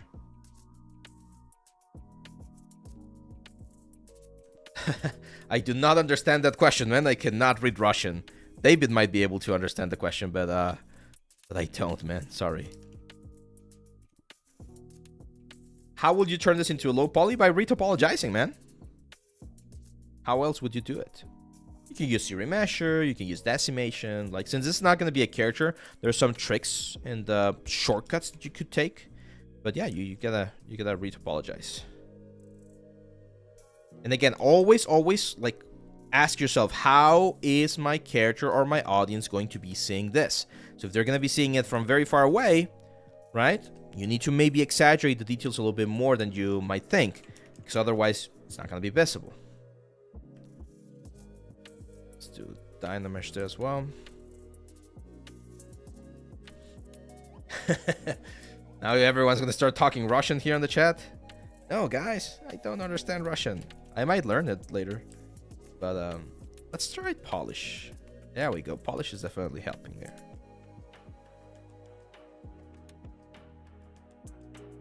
I think you're already about this once, Abe, but what are some good books about sculpting and fundamentals that you recommend? If you're talking about anatomy, the Anatomy for Sculptor book is just amazing. I've talked about George Bridgman. There's, of course, the Loomis method. There's a bunch of resources out there. George Bridgman, Bern Hogarth's also another favorite of mine. There's I think it's a French author. I'll see if I could find it and I'll post it on the Discord. There's a French author that does like traditional sculpting, and he has like a couple of books talking about like that kind of stuff, like forms and things like that. That one's also a good one. Is your process going to be baking the high poly into low poly? Yeah, that's right, Galapagos. We're going to be doing a bake eventually. Maybe in Marmoset instead of what's the word? Instead of Substance. I've been playing around with the Marmoset baking options and texturing options lately.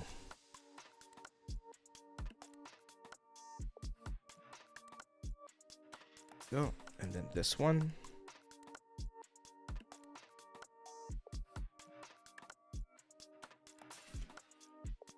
Here I'm gonna be a little bit more aggressive on this like upper one, because that's probably the one that gets the most. Like now here, for instance, I can see that this one is not like where it's supposed to be, so just move brush and adjust a couple of bits here for the rope. I'm currently doing some freelancing. Is there any license for Maya and ZBrush for a single user or small studio? Yes. So, well, ZBrush, you got the monthly subscription, right? I think right now it's like $45 or $50, something like that. It is pricey, I'm not gonna lie, but the work that you usually do with this kind of stuff pays for itself pretty much. So, unless you're charging like really low, the price of the license should be included in your like costs for anything that you're producing. So yeah, ZBrush is that you're going to be paying monthly subscription now. And for Maya, there's the indie license. It's based on countries, so there might not be one specifically for your country. I'm not sure if you can use like a VPN to get through that, to be honest. But that one's fairly affordable. I pay my license and it costs like $300 for 12 months, so very affordable. The only thing is that you need to pay it in full. Like it doesn't go like monthly or anything, so you do need to pay the $300 in a single go, but it lasts for 12 months. So that's the one that I use. The only limitation that you have with those kinds of licenses is that you need to make sure that you're working on projects that are not like extremely big. I think it's like $1 million in revenue or $100,000 in revenue. So once you're in those kind of projects, you need to get like a normal, like full license, which can be quite pricey. But again, if you're working on those kind of projects, usually the budget allows for those kind of elements. Is the anatomy for artists useful no matter how good you are in anatomy already? Yes. It's always good. Like I'm constantly studying anatomy, and you always learn new things. Because anatomy is one of those things that you can be really good at it, but again, you can always learn like new things about specific body parts or about specific sections of the character. I don't know. Like there's a lot of stuff that you can do here. Dynamish on that one.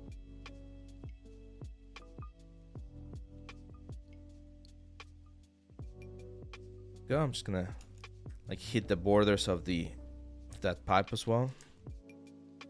And here's where we could start adding, for instance, some alphas. I think I have an alpha here that I really like for wood. Let's see. Import. Desktop alphas. Yeah, this one.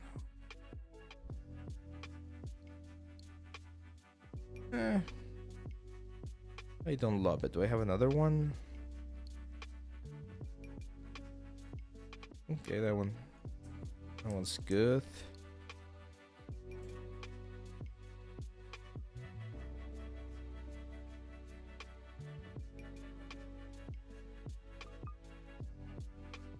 And that doesn't mean that alpha that I'm adding is going to be the final detail. I'll always go back and blend stuff, play a little bit with the silhouette and the borders. You know,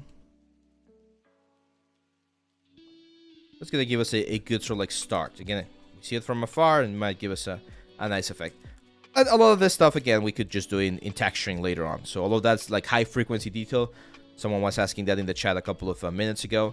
Like all of this stuff or some of this stuff, you can definitely wait until the texturing stage and just add it there, because it's not gonna change the silhouette too much. So.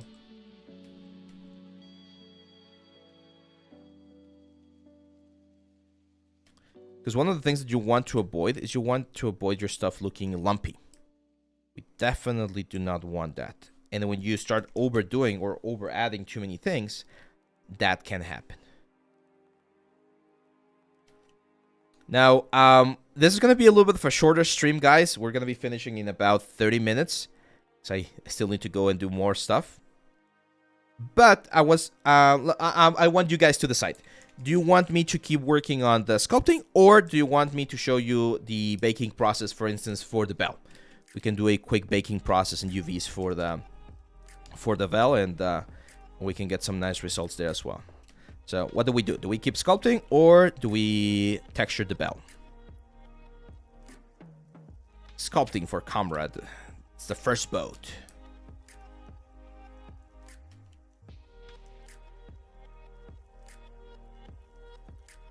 Sculpting, baking, says Becker Draw. Sculpting, bake, sculpting, bake. Oh, it's very split.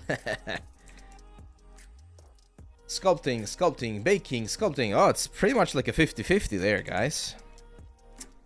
Now that I think of it, I think we're going to continue with sculpt, and I'm going to tell you why.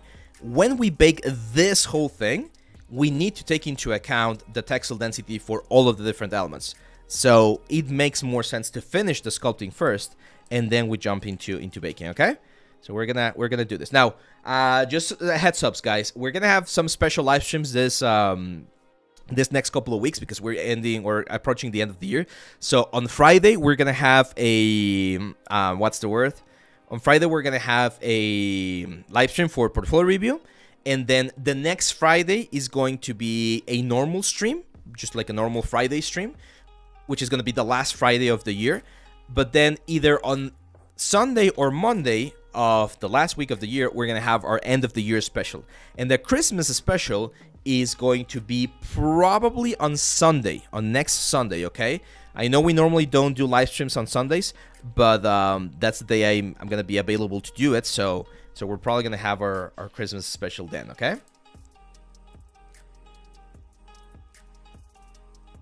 There we go. So let's go to this little detail right here. We're going to go subdivision first. I am going to turn on symmetry for this one, because I want to carve in like the sharp effects that we have. Well, for this one, I'm actually going to turn on X symmetry, and I'm also going to go here and turn on Z symmetry. It's going to be hitting on both sides, as you can see right there.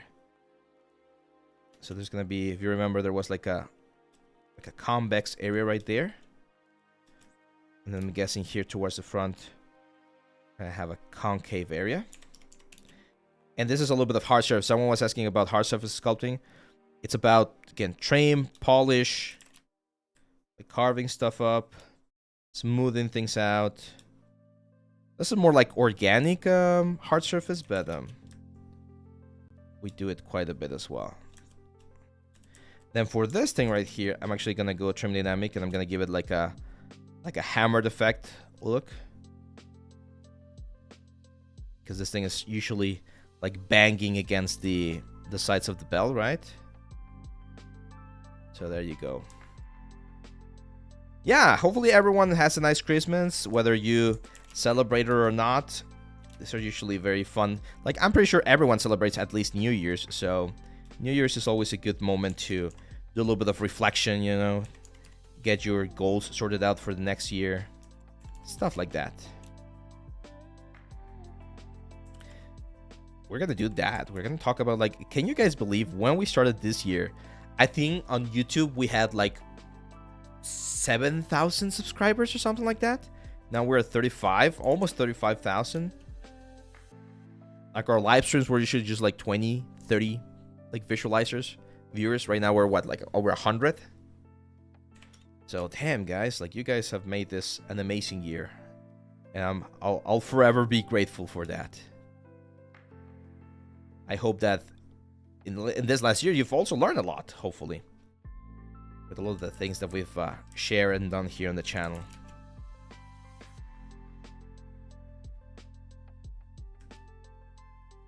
Last New Year, exactly 12 a.m. I finished the modeling section of the Mechanical Lion course, says Solid Mango. There you go.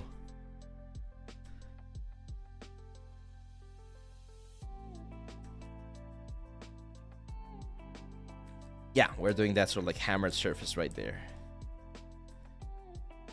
One very important thing about modeling this kind of stuff is you always want to make sure that there's a uniform level of detail. That's very, very, very important. So you don't want to have an area that looks sort of like not being taken care of, right? Oh, thank you, Ave. Thank you, Ave. Thank you, Alan. Thank you, Ave.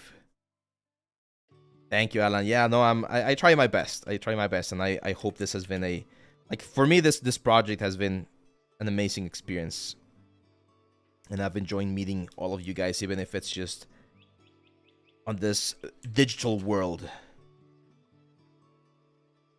Becker Draw says, I made my first 3D sculptures this year. Amazing, dude. Congratulations.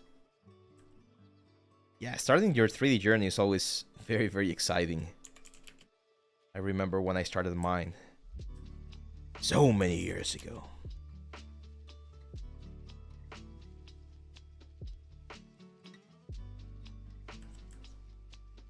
I'm trying to think about what other like patterns we can add there. Well, let's look some reference, right?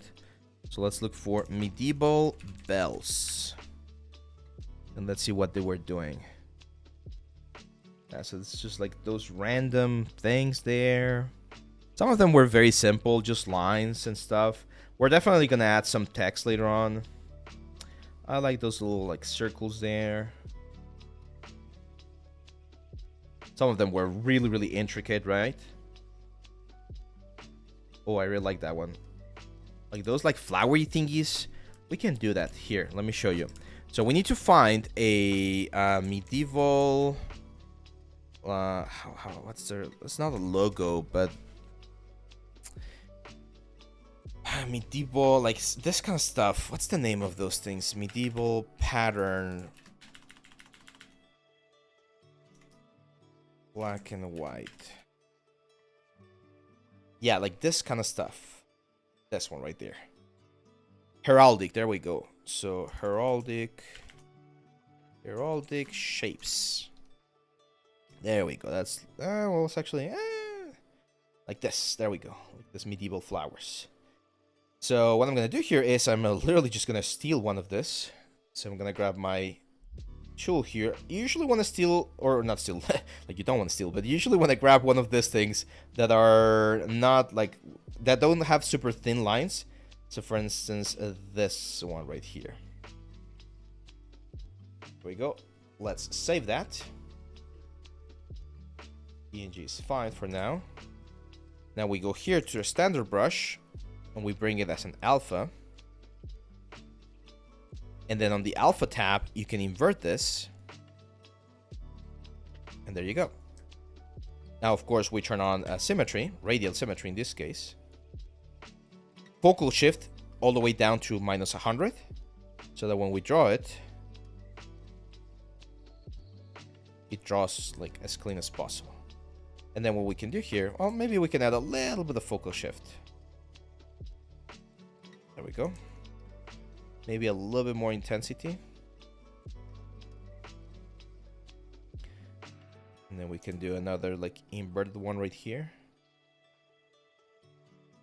And then maybe, you know, just go back to drawing normally and we can add like a couple of extra details, right? Nah, I'm not sure I like those. Kind of looks fine with this one. Let's go.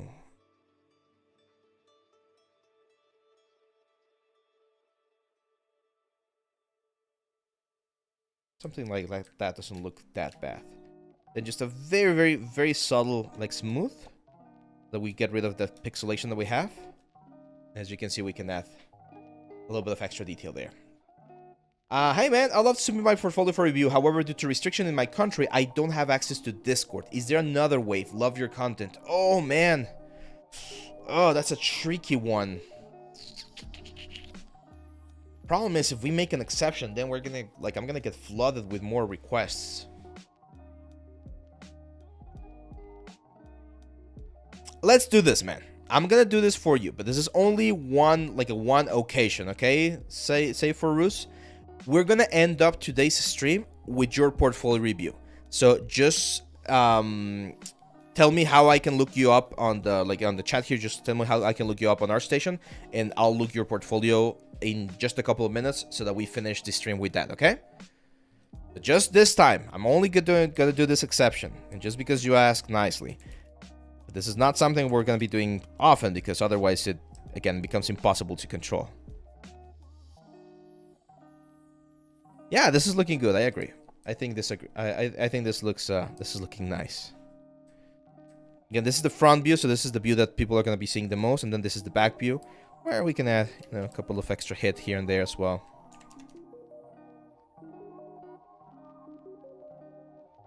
Just to get something out. Now, remember the welding thing that someone did a couple of portfolio reviews ago, actually. This is where we can just like add a very basic welding line here, because this is going to be, again, baked down, and we don't have to increase the poly count too much.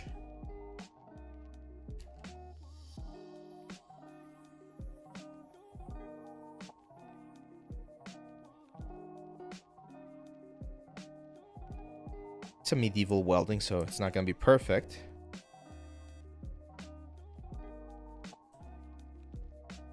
Comrade, that's a great tip. Comrade Sodor says, all Russians can use WinSapret to access Discord, by the way, just if anyone will wonder. There you go. That is a nice tip. Yeah, it's a shame that we still have that thing going on, like where access is denied. Yeah, we're getting borders, of course, because the other part is asking like a mask, right? Yeah, it got very viral. Like I think that's like our top short, the little welding, and it like people have really, really heated opinions about that one as well.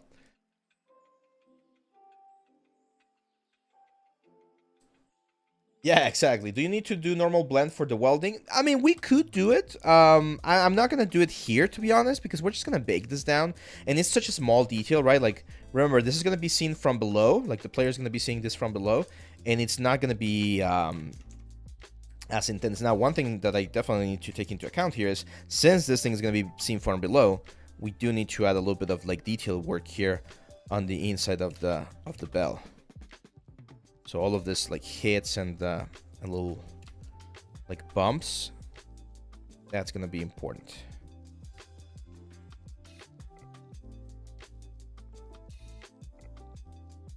Yeah, that's a good idea, Mango. I'll probably do that a little bit more.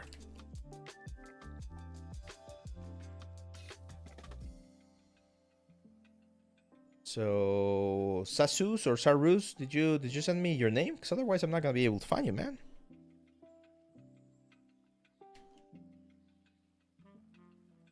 No one's gonna hack you, don't worry.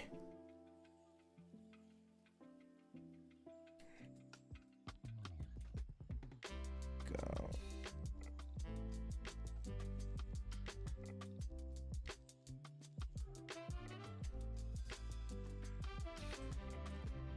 Let's see. Sir, when you start learning 3D, what are the initial challenges you face? The first initial challenge was that there was very little information back then. Like, there were tutorials and things like that, but it was a relatively new thing. Like, nowadays, it's a little bit more common. Like, anyone can just download Blender and start learning 3D, for instance. So back then, there was a little bit of an issue finding that sort of, like, information. But then, again, like, the knowledge or the more, like, up-to-date pipelines and things were also a little bit difficult to get. That was one of the initial things. One thing that really, really like broke me when I was like a beginner student was that I was trying to force my learning process by learning the tools of the 3D world, meaning the softwares and stuff like that. But then I realized that one of the secrets about the 3D world is that you do need to be a good artist, okay? So knowing about traditional art principles, design, color theory, anatomy, right? Like the fundamentals. A lot of people think, oh, I want to do Master Chief, I want to do Kratos from God of War, and I'm just going to learn ZBrush. Yes, you do need to learn ZBrush, but you also need to learn the fundamentals of what makes Kratos or any other character so amazing, which is, again, design, color theory, proportions, anatomy, silhouette, right? Like, so all of that information that has been evolving and growing for the past 2,000 years in human history is still valuable to learn.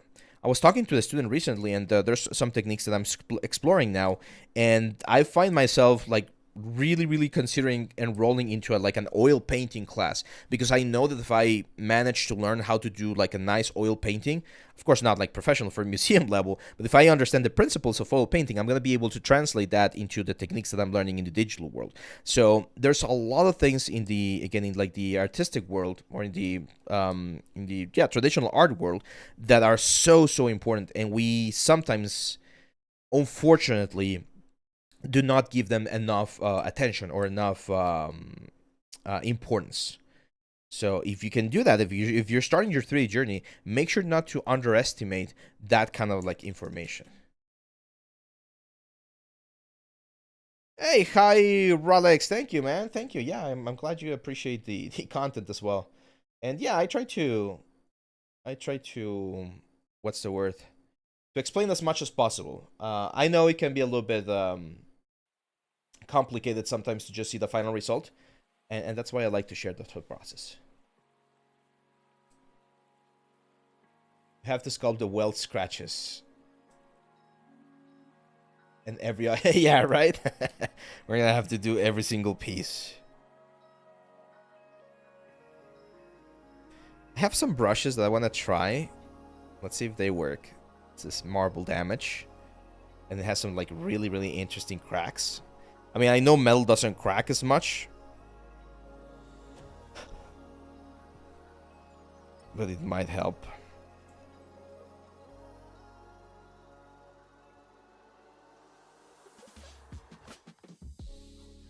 Like, again, I don't want to overdo it. A very common mistake people do in this like detailing stage is they'll add way too much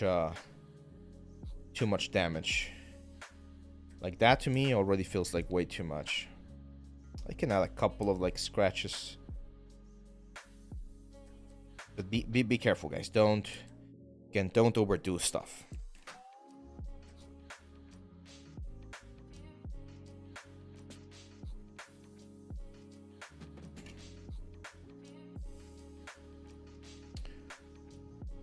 Let's see. I'm not good with traditional art, but I want to learn 3D modeling. Is it doable? It is doable, Seleno. It is doable. Like, you can definitely like get to a very nice place just doing digital.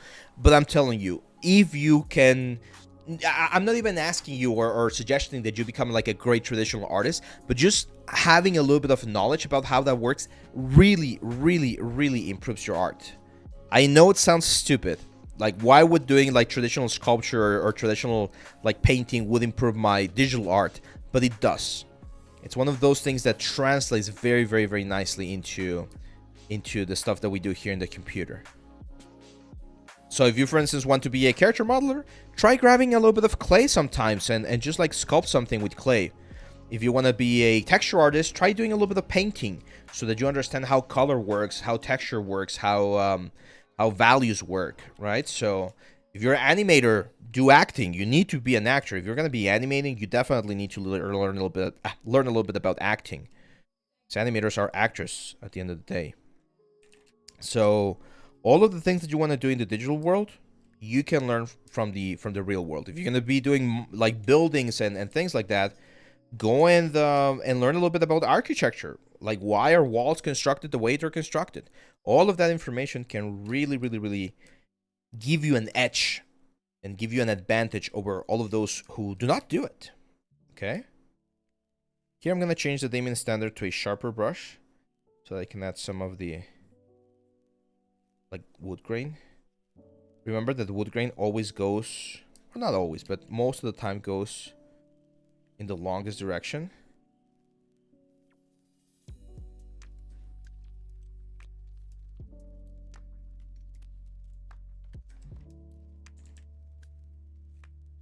Let's see. Yo, Ave, hope you're doing well. Try to take a MT, then use surface noise to add variation in the surface. Then you, yeah. Morph target is a great way to do that. I'm keeping it a little bit lighter right now. I don't want to like introduce too many techniques right now, but yeah, morph target, layers, very good options as well. Let's see. When a bell had a crack, it was a serious tragedy. They lost their sound. Yeah. Oh, I bet they... Like, I'm always surprised about the things that people were able to do in the Middle Ages. It's like they had very, very basic tools and they could still do, like, amazing things. There we go. I like that. Can you do live boolean? I could, but I don't know what thing needs live boolean right now. ZBrush for iPad, any good? Yeah, it's really good. It's really, really good. It's a nice addition. It doesn't necessarily replace ZBrush for PC for me, of course, but it's a nice tool to have. And if you're already paying for your monthly subscription, then I mean, just go for it, right? Like, you're gonna enjoy it if you have an iPad. But do you need to go out there and buy yourself an iPad just to get ZBrush for iPad? No. Like, if you don't have an iPad, I don't think it's worth it to just get one just for ZBrush for iPad. But if you are thinking about getting an iPad for other things, right, like entertainment or maybe games or something, and you have access to ZBrush for iPad, it's really good.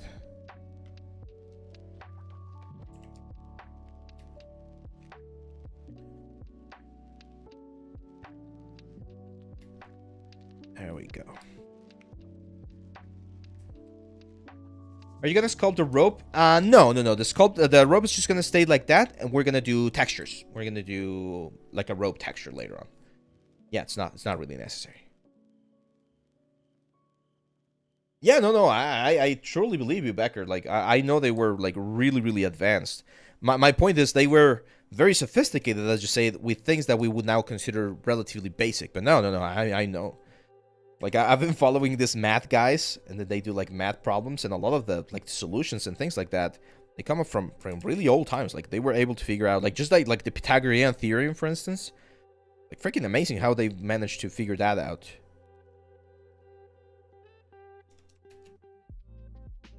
And we complain about the software crashing. How about modeling or sculpting in VR? Yes, Sarus, we actually did a demo with a software called ShapeLab. So it's a really good software. By the way, actually, they're releasing ShapeLab 2025 in a couple of days. It's very affordable. If you have a VR headset, it's a good like addition to your tools, and it works very similar to ZBrush. So you have like things like it's not called Dynamesh, but it's very similar. You got like subdivision levels. It's a good option. It's a good option, especially if you're doing a lot of VR development, like we do here in the studio. Are you using Substance Designer or are you planning to? No, I don't really use it, to be honest. And no, we're not going to be using it precisely for the course, to be honest, either. It's a good software. I just find it very niche. Like, you need to have like a very big team so that you can like justify, I would say, having a specialist that's going to be doing a lot of like Substance Designer work. ShapeLab is on the Humble bundle as well. Nice. Yeah, I'm gonna like add a what's the word? A link on the Discord, because they told me that we're gonna have like a wish list, and you can use our code to get in the wait list for ShapeLab 2025. Metals and engineering, sound, materials, sound. Yep. How much are you planning to charge for this course? I'm not sure yet. It's definitely going to be one of the like long ones because it's a lot of content, but I'm not exactly sure how like the price point that it's going to have. Probably closer to the Duncan one, the anatomy one.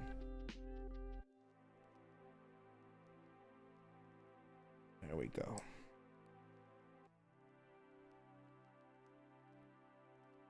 Well, cool, guys. I think I'm going to call it for now. As I mentioned, it's still early over here. It's 10 a.m. or actually 11 a.m. So I need to go and keep on doing some more stuff here. But I hope you guys like this stream today.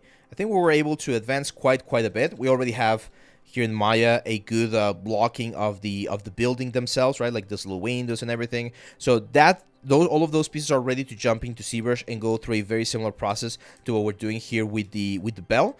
And maybe in the next stream we'll go over, you know, the basic retopology or preparation points for this one. Stay tuned for the Discord announcement. Let me go full screen here So, oh, not that one. Here. Let's go here. There we go. So stay tuned because today we're going to be opening submissions for portfolio review. Portfolio review is going to be a little bit earlier this month. It's going to be this Friday, okay? Friday, I think it's Friday 21 or something like that. So make sure to be on the lookout for the Discord post so that you can submit. Remember, we only check 30 portfolios per month. Otherwise, it becomes a little bit too much. And yeah. This is the beginning of the week. Make sure you make the most out of it, guys. We're in the home stretch now for the end of the year. So make sure to open ZBrush, keep on working, keep on modeling, keep on improving, you know, always learning, always improving. Thanks everyone. Thanks Sarn. Thank you guys for an amazing stream. And I'll see you back very, very soon. Bye-bye.